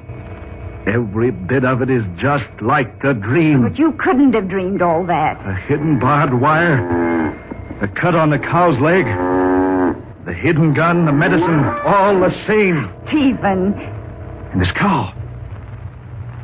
She's the one that almost trampled McHarg to death last fall when his shotgun accidentally went off. But surely you don't think Henry Marsh planned to kill you. Yes, he planned it. He worked it out carefully. Very carefully. But now his plan's no good because of that dream. No, Stephen, he couldn't have. Yes. And in my dream, I saw how it was all going to work out. I was shown how I could save myself by throwing the disinfectant into his eyes. I tell you, there's some other explanation. Then that plane. It did fly over low tonight, you said? Yes. And it must have caught on fire. It must have exploded. But it couldn't have. I didn't hear a thing except the motors. You heard me screaming about it in my dream. Yes, but you... Well, you must have been so intent upon what I was saying that you didn't hear the noise of the explosion. Oh, no, that's impossible. It was over south of the road. Here, give me that lantern. Stephen, you... You go back to the house. I'm going to look for that wreckage.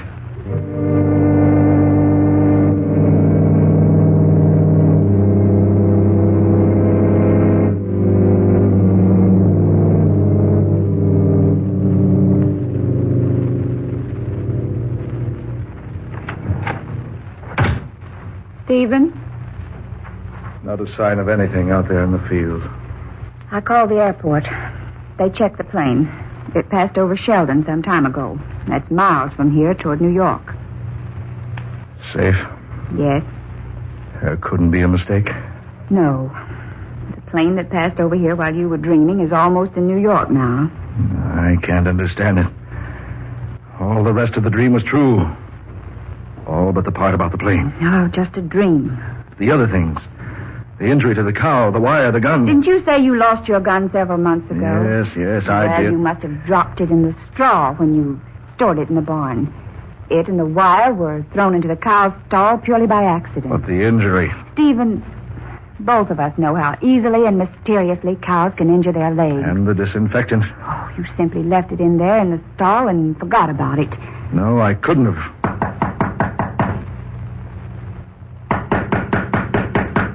Well, are you going to open it, Stephen?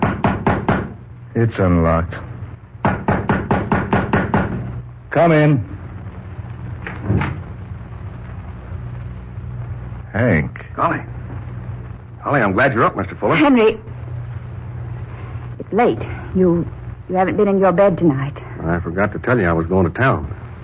Now, Mr. Fuller, that cow in stall 13, she's cut her leg. Henry, Well, I just happened to look at it. Looked in, found the barn door open, and... Why, what's the matter, Mr. Fuller? Say, why do you look at me like that? Stephen. You want me to come out to the barn, Hank? Why, yes. That cow's leg's pretty bad. A barbed wire cut? You know about it? And isn't the wire lying beneath the straw of the stall right now? Mr. Fuller, And isn't this the gun you hid under the straw? How'd you find that? Oh, Stephen. So, it is true. You planned to kill me. Planned for the animal to trample me and mutilate me. No! Planned to marry Martha and get my farm. Oh, no, Stephen, no, you're wrong. No, I'm not wrong. You planned it together. Only my dreams spoiled your plans. Well, now you can be together. Stephen, no! Put that gun down. Well, I'm going to send you. You can burn together. No, Stephen, no!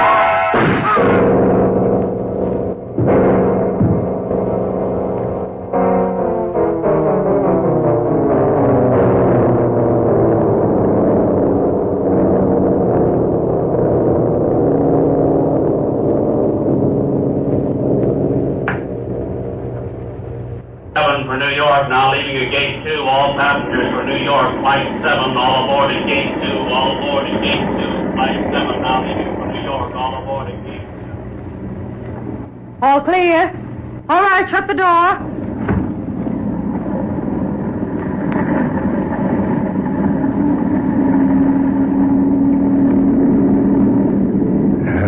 Confound it. 5 minutes late taking off. Why don't they get this thing into the air? I've been hiding all day, waiting for darkness. Waiting here to take this plane to New York. New York. They won't find me there. No. They're not going to find me there. I've been waiting. Taking off. Yeah. I'll be in New York soon. You can unfasten your safety belt now, Mr. Fuller. Huh? You know me? Yes. We always have a list of all the passengers.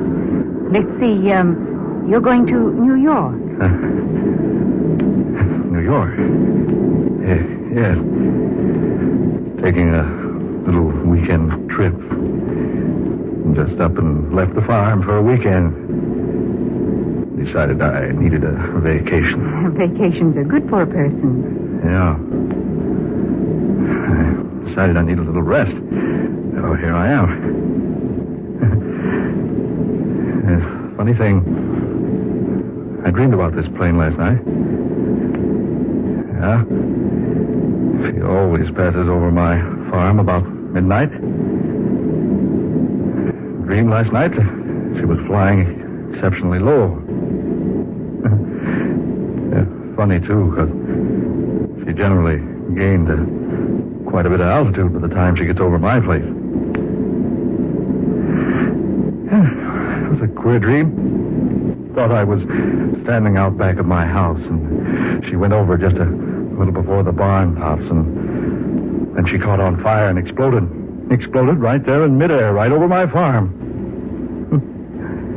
I guess we all have funny dreams sometimes. This one was sure real. But look, there's my farm down there now. See? Had a red light put on my windmill so it could be seen at night. And look how close it's seen. How close? Too close. We're flying too low. I said we're flying too low. Look, just above the barn tops, just like the dream. Just like the dream. No, it can't be that. Look out the window. Flames. What if the motor's on fire? What if the motor's on fire? We're flying too low!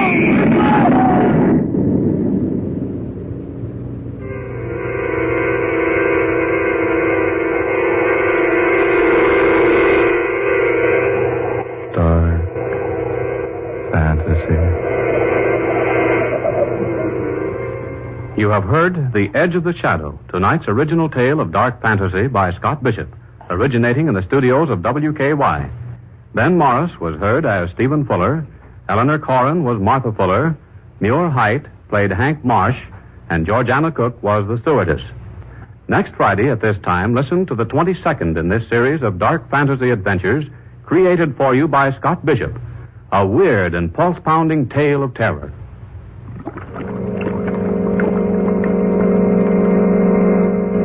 Carrari, which relates how an angered witch doctor of the Ecuador jungle brews a bitter, deadly poison to use against a strange and heartless enemy.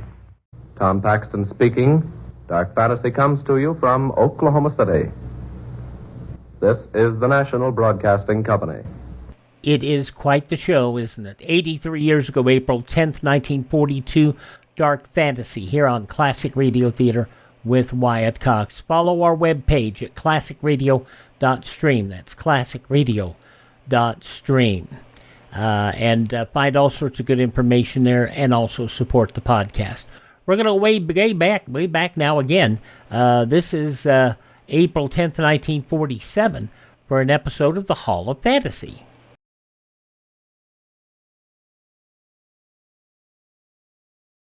Now a rare treat. As most people know, the Hall of Fantasy used to air on Mutual. It ran 1952-1953. We're going to hear some of the original run of the Hall of Fantasy. I was being worked on KALL Radio in Salt Lake City, Utah.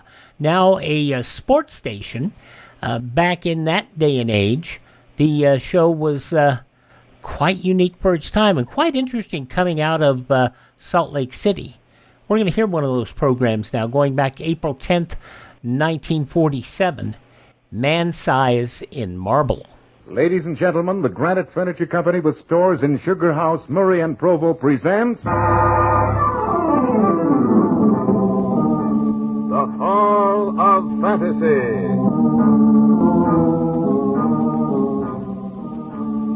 Welcome to the Hall of Fantasy. Welcome to the series of radio dramas dedicated to the supernatural, the unusual, and the unknown. Come with me, my friends. We shall descend to the world of the unknown and forbidden, down to the depths where the veil of time is lifted and the supernatural reigns as king.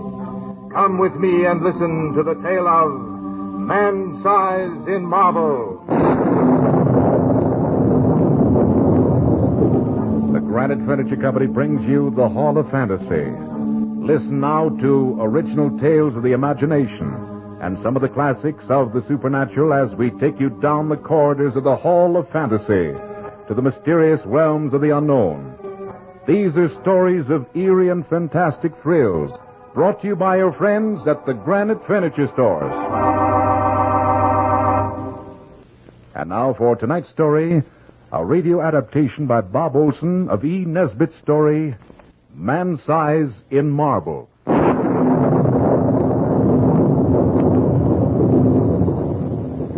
The villagers called it a delusion. That explanation gave them some comfort. Since it will give you comfort also, I'll say no more about it, except that it's difficult to understand how hallucinations can commit murder. Ours was one of those marriages on a dime. I'd been doing a bit of painting in those days and never knew what it was to have the money I really needed. But then Laura knew this before she married me. Oh, we'll get along if we're careful. You can paint and I'll write articles for the magazines. Living in town will be out of the question, dear. Well, we can find some little place in the country. As long as it's picturesque and sanitary. It doesn't matter where it is. And so we spent our honeymoon lightheartedly looking for a place that was both sanitary and picturesque. The two qualities that rarely keep company in one cottage. Little rose-covered trellises would invariably hide the corruption that lurked inside. We'd looked so hard and were so confused by the eloquence of house agents that we seriously began to doubt if we could tell a house from a haystack, even if we found one. But when we came out to the little village of Brenzett and thence 2 miles out to see the famous little church, our search was ended. For there, just 2 fields away, was the cottage. Picturesque it was, for it was long and low, with rooms taking off in unexpected directions. 2 of the rooms were of ancient stonework, now covered with moss and ivy. It was all that remained of a huge manor that had stood here years ago. Around these rooms had risen the cottage as it stood this day quite by itself. Our nearest neighbor was a jolly Scotch doctor, McCarthy by name, whose cottage was a little distance down the lane. Our new home nestled cozily against a low hill and looked out across the marsh meadows to the sea. Yes, it was a pretty cottage. Though stripped of its roses and jasmine, it would no doubt have been hideous. The rent was absurdly cheap, and it seemed quite likely that between the 2 of us, we could keep the kettle simmering. We spent the rest of our honeymoon in second-hand shops, picking up odds and ends of oak and Chippendale until the cottage soon became very homey. Fully settled, we were so happy.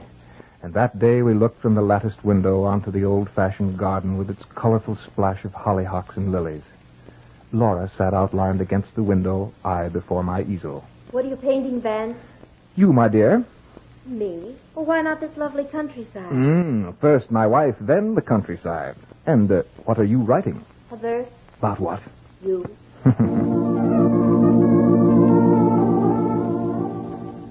It was a gay life, the sort that only the quite humble or the very rich could enjoy. Our fortune was added to when we found Mrs. Dorman, a tall peasant woman with a good face and figure to keep house for us. Laura was delighted with her, for Mrs. Dorman was full of stories of the past, stories of the smugglers and highwaymen who dominated this part of England, cutting purses and throats with equal zest. Better still were her stories about the things that walked and the sights that one met of a starry night. They gave Laura a good deal of material for her articles. Old wives' tales, I called them. 3 months passed quickly. We hadn't had a single quarrel. That's why it startled me when on the return from a visit to Dr. McCarthy, Laura, who had always been so happy, rushed to my arms and buried her dark little head in my shoulder and wept.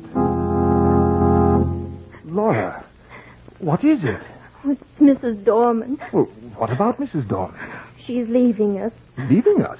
Well, what on earth for? She says that she must leave before the end of the month. She says that her niece is ill, but I don't believe her because, well, her niece has always been ill.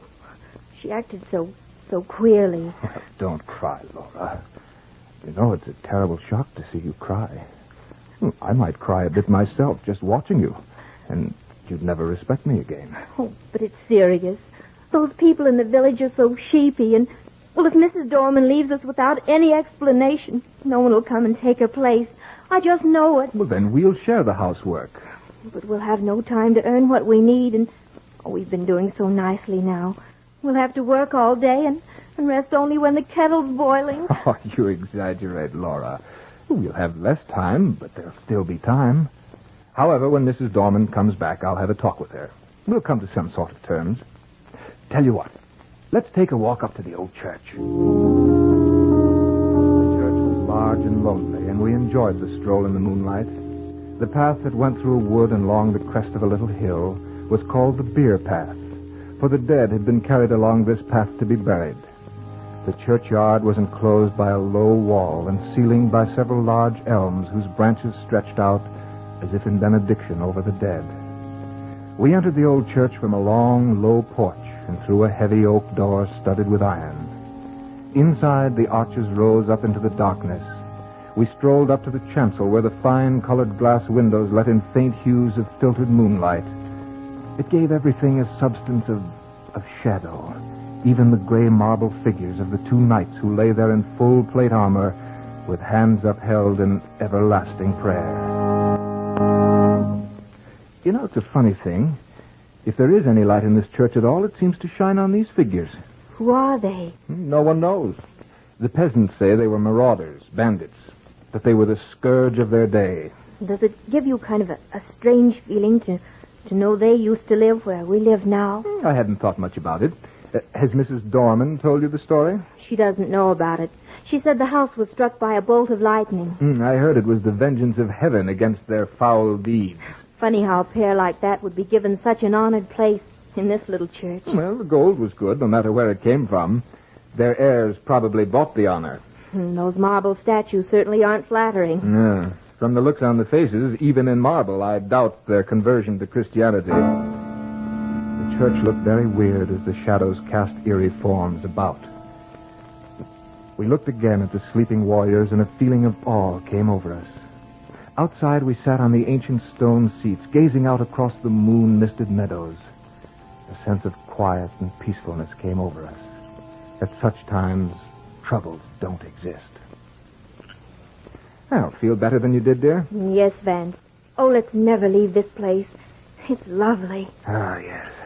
Wasn't it silly to get all worked up over Mrs. Dorman? It's still a terrible nuisance. Granted, but if scrubbing and blacking boots is the worst of our lot, we'll manage quite well even without Mrs. Dorman. Of course we will. Nevertheless, when we get back to the house, I'll have a talk to her. She should be there by now. I hope you can convince her.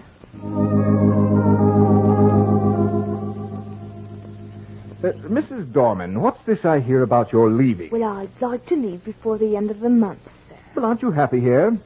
Maybe you'd like a raise in your wages. It's not that, sir. You and your lady have been most kind. Well, then, suppose we work it out so that you can stay. No, Mr. Longan, I'd rather leave. My niece is ill. Yes, I know, but she's been ill all along.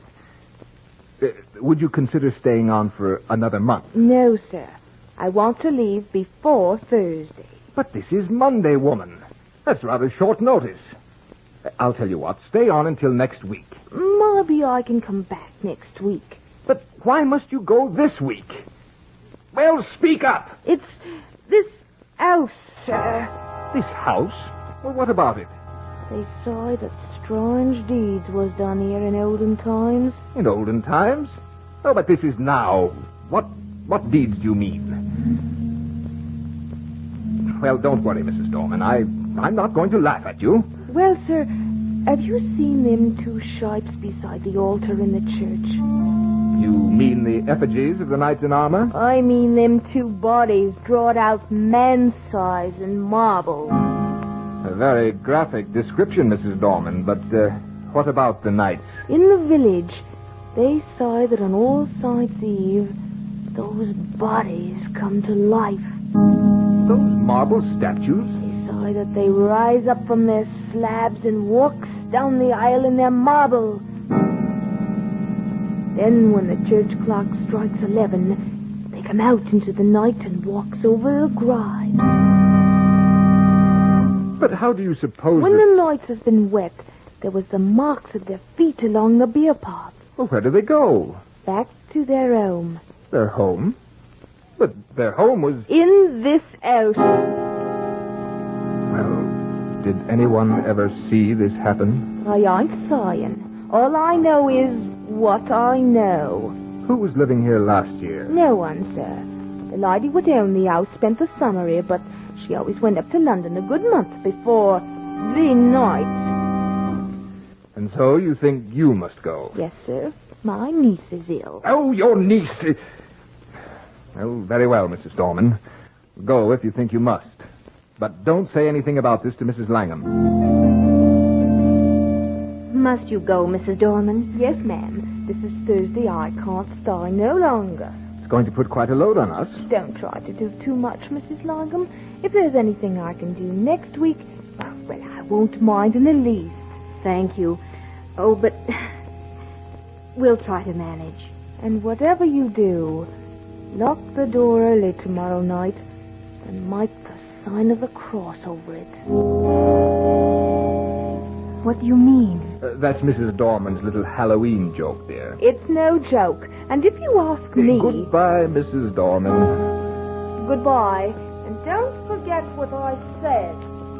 What did she mean, then? Nothing, dear. Mrs. Dorman is just a superstitious old biddy, that's all. I would have looked forward to Friday a much happier man if I could have believed what I had just told Laura. But Friday came, the day before All Saints' Eve, the day this story ends. In fact, the day that gave this story its horrible substance.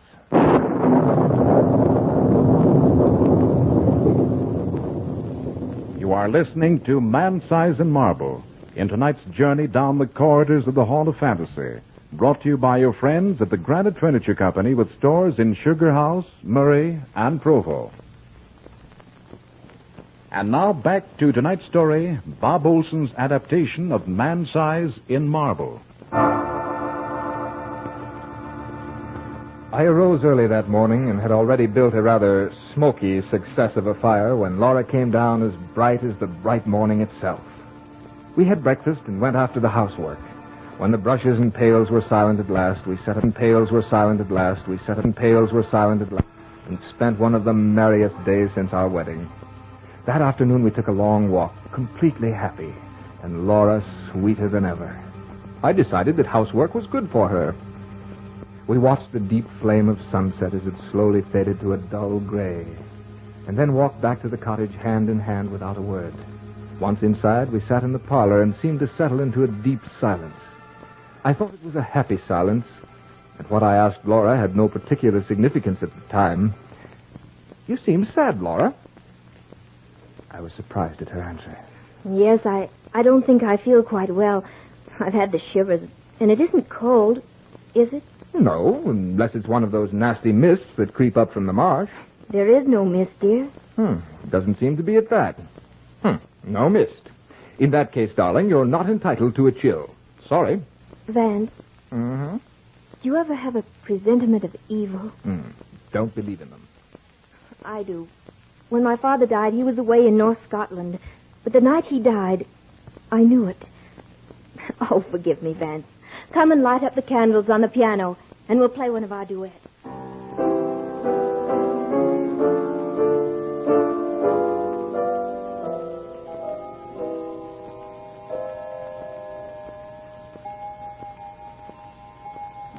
Hmm. 10 o'clock already. Light up your pipe if you'd like, Vance. I don't mind. I think I'll take it outside. May I come too? No, dear. You're much too tired. I shan't be long. You get to bed or you'll be ill. You're taking good care of me, darling. Have to. Can't do all this housework by myself, you know. Then give me a kiss. That will be a pleasure. Let me go with you. You get some rest. Vance. Yes? We've been very happy today, haven't we? Even happier than usual, sweetheart. You won't be gone long, will you? No, dear. Not long. I stepped out, leaving the door unlatched, for I expected to be back shortly. The night was magnificent. Huge masses of cloud, dark and heavy, seemed to clasp hands and reach from horizon to horizon. Through this flowing stream of clouds moved the moon, like a dolphin diving in and out of an endless succession of waves. The treetops swayed like a metronome to the gentle swing of the clouds. There was the mystic glow on the earth that comes from the blend of dew and moonlight. I drank in the serene beauty of the night. There wasn't a hint of emotion about. Not even a leaf stirred. The wind was high up, busy herding the clouds. Across the meadow, I saw the church tower standing out black against the sky. I suddenly thought of the 3 happy months I'd known here with Laura. And just then, the church sounded its bell.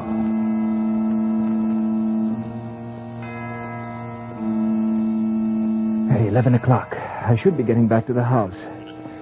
But first, I think I'll visit the church. I felt so happy and so very thankful. I wanted to take my gratitude to the old chapel that had heard the sorrows and the joys of its people for so many countless years. On my way, I passed our cottage and looked in the window where I saw Laura's dark little head silhouetted against the pale blue wall. She was very still. I decided not to disturb her. I turned down Beer Path. It was such a peaceful night that at first I was conscious of nothing. And then, suddenly, I became aware of a rustling sound that broke the stillness ever so gently. I stopped to listen. The sound stopped, too. I took another step and listened. The step seemed to echo my own. Well, if that's a poacher, he's a fool not to step more lightly. I left the Beer Path and took to the woods. The footsteps seemed to echo along the path I had just left. It was strange. Yes, it was strange. But then all night sounds are strange. I passed through the corpse gate and walked among the graves to the low porch of the church. The door was open. Did I leave that open? I'd hate to have the damp get in and ruin those fine old fabrics. I went in and was halfway up the aisle when suddenly I remembered.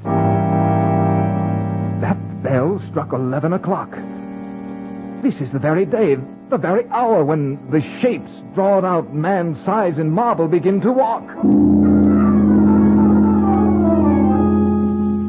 Once I did remember, it came on me with a shiver. And I was ashamed. And so to make up for it, I walked boldly to the altar. I did that because I wanted to tell Mrs. Dorman how peacefully the shapes had slept through the ghastly hour. And so with my hands nonchalantly shoved into my pockets, I passed up the aisle. In the dim gray light, the other end of the church looked it looked larger than usual. The arches above the 2 tombs seemed to have grown too. At that moment, the moon came out from behind a cloud, and in the ghostly beams of light, I saw the reason. They're gone. I steadied myself. It's some fool's practical joke. They can't be gone. I'm not in the right place. It's too dark to see here clearly. Yes, that's it. I took a newspaper from my pocket and lit it with a match. It flared up brightly. The confirmation was sickening.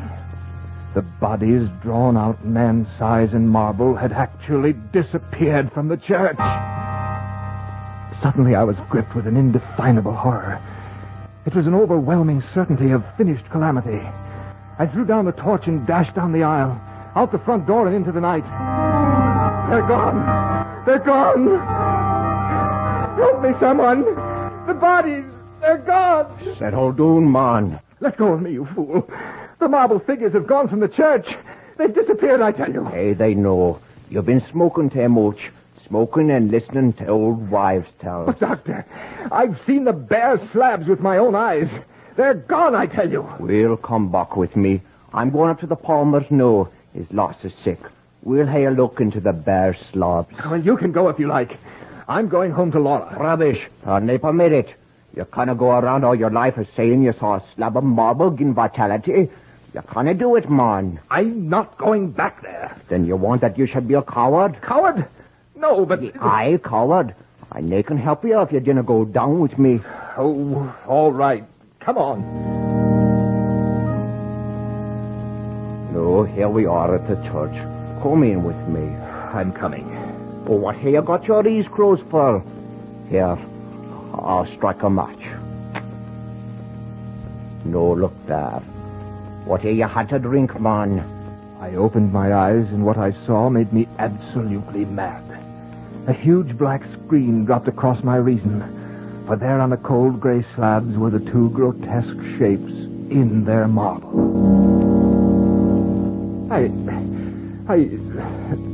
Dr. McCarthy, I simply don't know what to say. It must have been the light, or maybe I have been working too hard. Yes, I was sure they were gone. I'm quite aware of that. You'll have to do something about that brain of yours. But wait. Look at this hand. What's wrong with it, Doctor? It's been broken. There's a finger missing. Finger? But the last time I saw it, it was perfect. Someone may have tried to remove it. That can't be right. My impression was that they were gone. Completely disappeared. That was too much tobacco and painting. Perhaps. Well, come along, Dr. McCarthy. My wife will be getting anxious.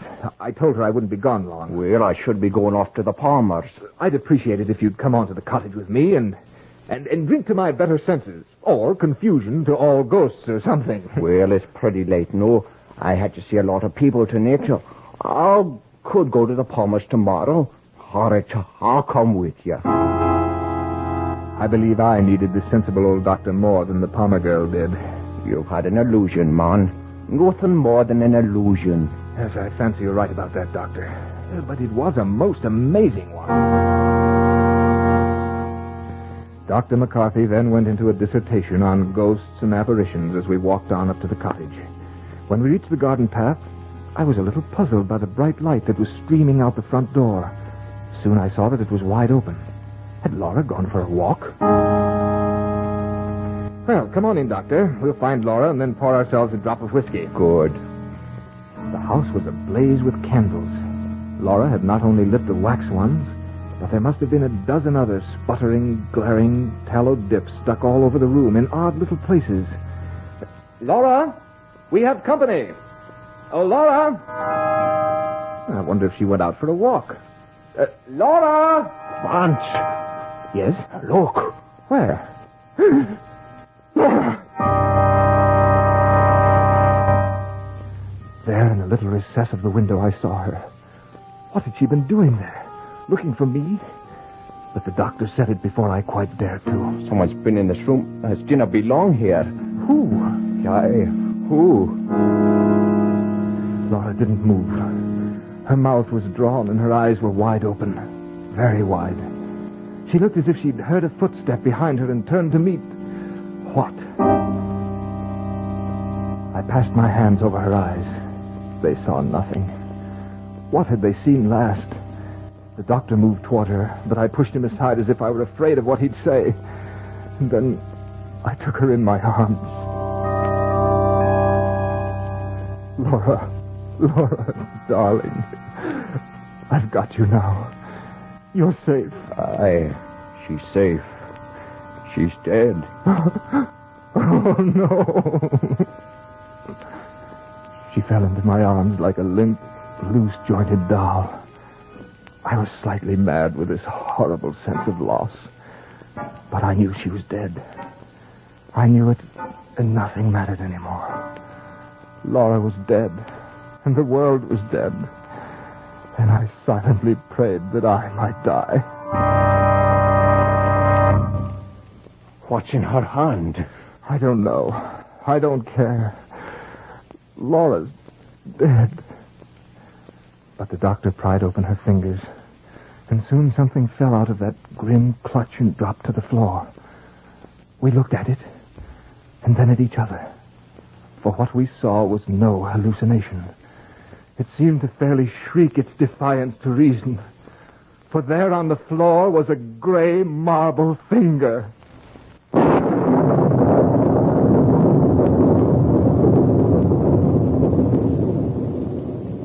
And so runs the tale of Man-Sized in Marble. Remember to join us next week at the same time for another journey down the corridors of the Hall of Fantasy.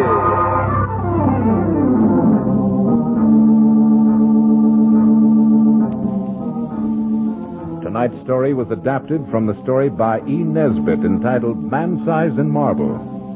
Heard in tonight's program were Carl Grayson as Vance Langham, Beth Calder as Laura, Phyllis Perry as Mrs. Dorman, and Archie Hughley as Dr. McCarthy. Musical background was provided by Earl Donaldson. The technical supervisor was Nephi Sorensen. This program was written by Bob Olson and produced and directed by Richard Thorne.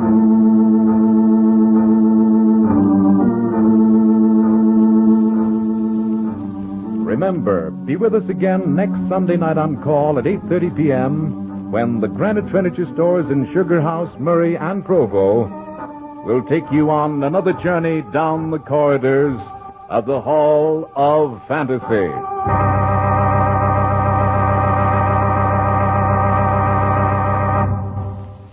78 years ago, April 10th, 1947, from Call Radio, K-A-L-L Radio in in Salt Lake City, the Hall of Fantasy, before it went national, here on Classic Radio Theater with Wyatt Cox. Coming up next week, we'll have the Screen Directors Playhouse production of It Happens Every Spring. We'll also have the Fred Allen Show, Jimmy Durante, and we'll also have Fibber McGee and Molly. We'll also have The Big Show, and we'll also have an episode of The Great Gildersleeve, and a show called Can You Imagine That?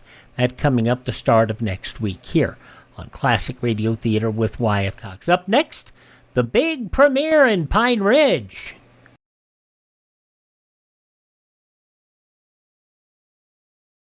Driving tonight? Then remember this. Most highway deaths are caused by two temptations: to cut out of line and to go too fast. Crossing the center line of the road is more dangerous than you realize. Statistics prove it. Excessive speed is just as dangerous as officials say. You can predict your own impulses, but you can never predict the other drivers when driving tonight. Drive cautiously, please. Time for the big premiere in Pine Ridge, Arkansas of The Bashful Bachelor. And let's check in on Lum Edwards and Abner Peabody in an episode of Lum and Abner from 83 years ago, April 10th, 1942. The makers of Alka-Seltzer bring you Lum and Abner.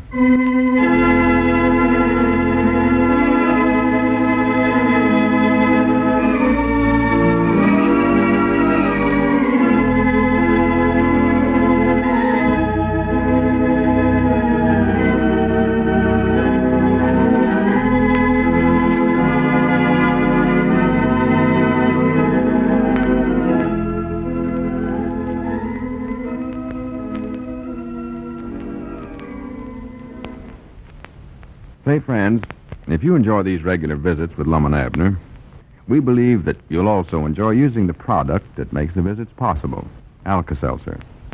Now, I'll tell you when it'd be a mighty good time for you to get acquainted with the remarkable relief that Alka-Seltzer offers.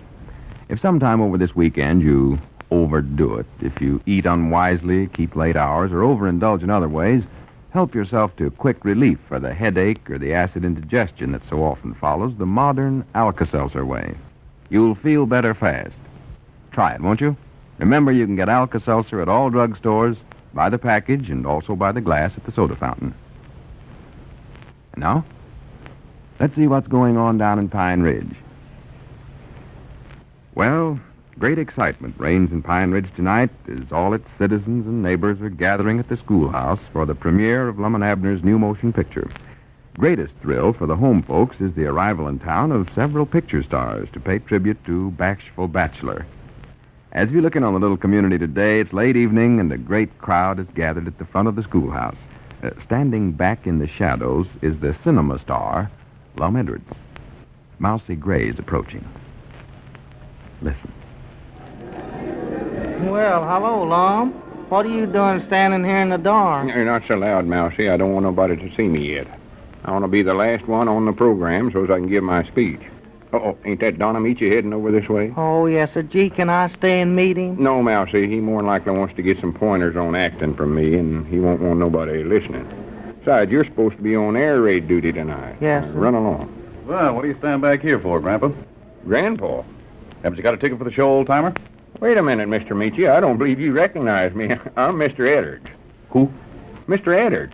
star of the picture they're premiering tonight. Lum Edwards. Oh, Lum Edwards. Why, sure. Oh, I'm awfully sorry, Mr. Edwards. It's so dark over here I couldn't see you. Oh, that's all right. Don't apologize. Hello, Mr. Amici. Now, see, I told you to go away. I'm Llewellyn Snavely Gray, Mr. Amici. Well, I'm glad to know you, Llewellyn Snavely. Now, see, I told you to get to your airplane watching post. We don't want to be caught napping on an importance night like this. Now, hurry up. Yes, sir. Well, goodbye, Mr. Amici. Goodbye, Mousy, or Snavely, or whatever it is. What is he, your air raid warden, Mr. Edwards? Oh, no. I'm the warden here. Just put him in charge for tonight.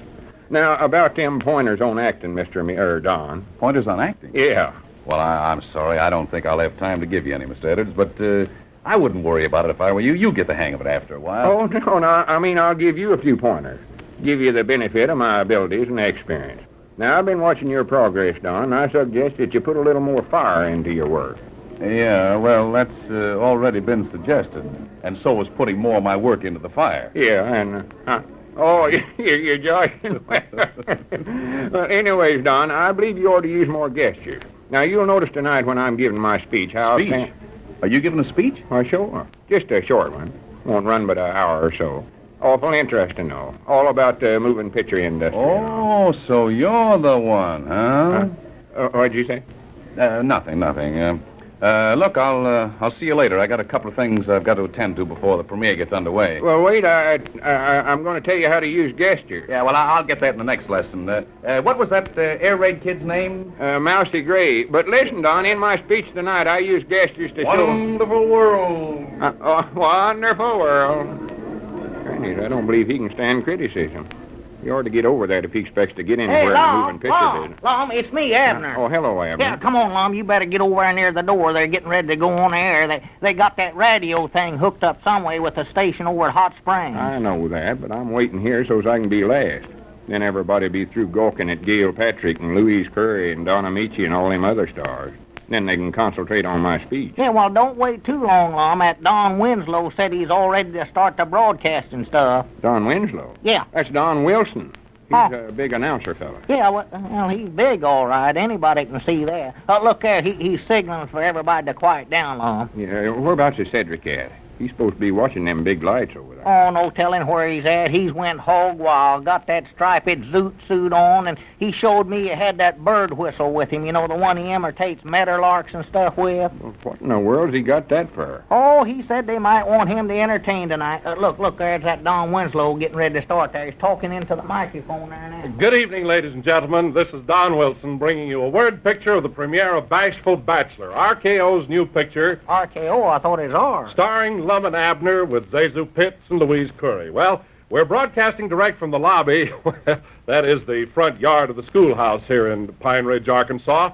And this quaint, picturesque little village is the home of not only the famed Jot 'em Down store, but also those lovable old characters who have now become motion picture personalities. That's us, Abner. Squire Skimp and Cedric Weehunt. All Pine Ridge is here tonight, gaily decked out in its fanciest clothes, arriving in a steady stream of wagons and buggies to honor its native sons, Lum and Abner. Among the throng gathered here to witness the opening of Bashful Bachelor are several stars who've come all the way from Hollywood to join in this salute. There's Don Amici and Gail Patrick and Louise Curry and a great many others. And while we're waiting for them to arrive, I'd just like to mention that we have received telegrams from various celebrities, Loretta Young and Zazu Pitts, Andy Devine, Robert Young, and they all send their regrets that they're not going to be able to be with us tonight as they had originally planned, and they all send their best wishes for a successful premiere. Now, let's go over here and see who we can pick up on our portable microphone. Yeah, look, old Squire Skimp edging his way right up there to the front. Yeah, look at that stovepipe hat. Bound you, that thing's 1,000-year-old. Well, we're at luck, ladies and gentlemen. Approaching the microphone is none other than Squire Skimp, who has the honor of playing himself in the picture Bashful Bachelor. Well, good evening, Squire. Yes, good evening, Mr. Wilson. Well, Squire, now I wonder if we could coax you to say just a few words. Well, no, I'm afraid that words fail me on this momentous and auspicious occasion of my personal triumph.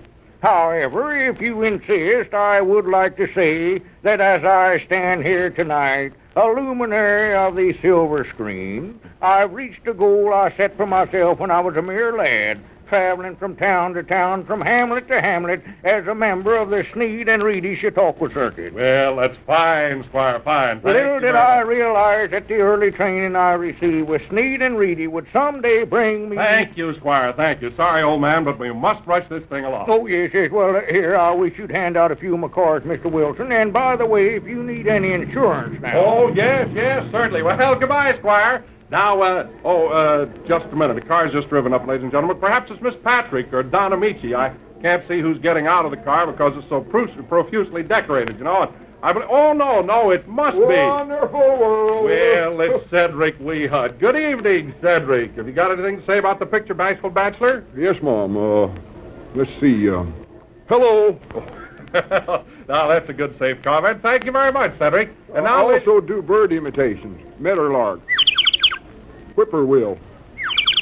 Well, that's marvelous, Cedric. Thank you. No, that was wrong. This is the meadowlark. And here's the whippoorwill. Well, I see. That's fine. Now, you can run along, Cedric. And here's a papa whippoorwill. Cedric, please. Now, ladies and gentlemen, we have... Let's see, there must be... If you want Miss Louise, she's in my car there. She got tangled up in the decorations. Well, for goodness sake, why did you say so? Louise, please come over here. Well, I'm trying to, but I've got to fight my way out of these streamers first. Ladies and gentlemen, here comes the lovely young feminine star of Bashful Bachelor. Yeah, look there, Lama. There's Louise Curry. Let's go over and talk to her. No, I'm staying here till I can be last. I want to get all the attention my speech deserves. And here she is, ladies and gentlemen, Miss Louise Curry. Well, hello, Louise. Hello, Don. I'm pretty excited about this premiere tonight, Louise. Oh, you bet I am. And I have a hunch that maybe the picture might be a success because... Well, it's so much fun making a picture with Lum and Abner that it can't help being successful. Well, with you in it, Louise, I'm sure it will be. How was your plane trip over from Hollywood? A little rough? Yes, but compared to that ride with Cedric, it was like sitting in the old family rocker. He drove with one hand and played bird calls with the other. Well, hello, Louise. You recollect me? Why, Abner, you old dear. Gee, it's good to see you again. Where's Lum? Oh, he's hiding over there waiting to make a speech. Come on inside, Louise, and I'll get a good chair for you. We can visit, too. Oh, that's swell, Abner. Yeah, I want you to meet my woman, Elizabeth, and little Pearl. She'll just be tickled to death meeting up with you. Well, so will I. As a matter of fact, I brought Pearl a present. Hey, come back here. Did you sure now? Well, anyway, ladies and gentlemen, that was Louise Curry. Now, just a minute. Here comes another car. Oh, no. Just Cedric's car again. I don't think we want to interview him once more, but wait a minute. I think there is somebody with him. It looks like... Yes, I believe it is. Wonderful world, Mr. Wilson. Yes, it's Gail Patrick, ladies and gentlemen, one of Hollywood's most beautiful and talented actresses. Well, we're mighty proud indeed to welcome Miss Patrick to Pine Ridge and to the premiere of Bashful Bachelor. Would you just say a few words to our radio audience, please, Gail? Yes, Mom. Hello, everyone. I'm looking forward to seeing Lum and Abner's new picture, Bashful Bachelor. I know they'll both be swell in it. Well, are you enjoying your visit here, Gail? Oh, I'm having a wonderful time. Pine Ridge is really a unique place. I've never seen anything quite like it, and I've never met such interesting people. Well, sounds as though you've been getting around quite a bit, Gail. Oh, I have. I've had the merchant's lunch at Luke Spear's restaurant, played the pinball machine, and lost. Read the Police Gazette at Moe's Moot's Barber Shop, and pitched horseshoes at Caleb Weehunt's blacksmith shop. A place like this is really an education, Don. As a matter of fact, I've already picked up a very valuable bit of information. You have? Well, Gail, what is it? Well, just listen to this. This is a meadowlark. And this is a whippoorwill. Well, that's wonderful, Gail, wonderful. Thank you very you got to much. hear the Baltimore Oriole. Well, that's all very fine, but let's not get started on that again. Just a minute, friends. Here comes Don Amici. Oh, and here's the blue jay. Well, thank you, Gail Patrick. Ladies and gentlemen, I don't think I need to say any more than just, well, here's Don Amici. Thank you, Don Wilson. Hello, everyone. I'm not going to take up any of your time because I'm anxious to go inside and see Lum and Abner's picture. I've heard that it's really swell. Come on, Don, sign this thing off and let's go in and start the picture. Huh? No, I can't, Don. I've got to wait for Lum Edwards, and, you know, he's all set to make a speech that runs on for hours. Yeah, well, don't worry. I think I've taken care of that. No, you haven't. No, here he comes. Howdy, Mr. Wilson. I reckon you're all ready for me now. Here's an introduction for you to read. I got it all wrote out for you. Introduction, you mean all these 3 pages? Well, that's all I could think of about myself. I cover the rest of it in my speech. Go ahead and read it. Well, all right. Ladies and gentlemen, I take great pleasure in presenting a man who... Hey, what's the matter here? All the lights are out. Oh, my goodness, must be a blackout. I gotta find Mousy Gray. Hey, Mousy! Mousy! Well, this is a fine state of affairs. We would have to get caught in one of these. Take it easy, Don, old man. There's no blackout. That was just something I framed up with Mousy Gray. Told him to turn off all the lights to keep Edwards from blowing off steam for a couple of hours. Come on, let's go inside and start the picture. The current will be back on in just a few minutes. Well, this certainly has been a big day in Pine Ridge, hasn't it? Say, folks, before you buy clothing, food, or anything valuable, you compare price and quality to be sure you're getting real value for your money, don't you? Well, you should compare the price and potencies of vitamin products just as carefully before you buy. Read the labels of One-A-Day brand vitamins. You'll see that in One-A-Day brand vitamins A and D, each tablet is as rich in vitamins A and D as 1.5 teaspoonfuls of USP minimum cod liver oil. Now, this means that only one tablet a day, that's one a day, is all you take to get 25% extra over your basic daily requirements. Also, read the label on One-A-Day brand vitamin B complex tablets. Each tablet, you will see, contains 333 units of vitamin B1, 2,000 micrograms of vitamin B2, 10 milligrams of nicotinamide, and 250 micrograms of vitamin B6. So, to get your basic daily requirements of the B vitamins, whose requirements are known, only one tablet a day is all you take. The potencies of One-A-Day brand vitamin tablets are guaranteed by the makers of Alka-Seltzer, and are carefully standardized. They're economical, too, because, remember, just one tablet of each, once a day, is all you take. So, ask your druggist for One-A-Day vitamin A and D tablets in the yellow box, and One-A-Day vitamin B complex tablets in the gray box. They come only in tablet form. And say, be sure that big one is on each package, will you? Because that means you're getting the real thing. One a day.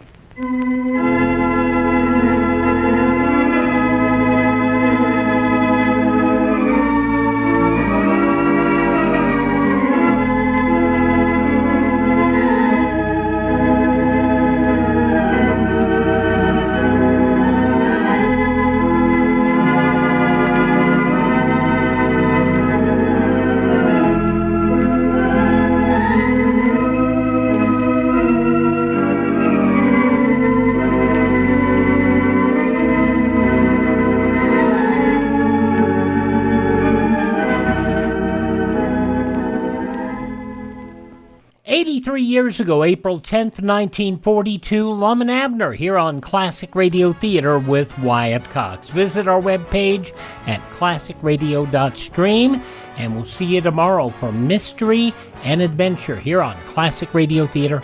I'm Wyatt Cox.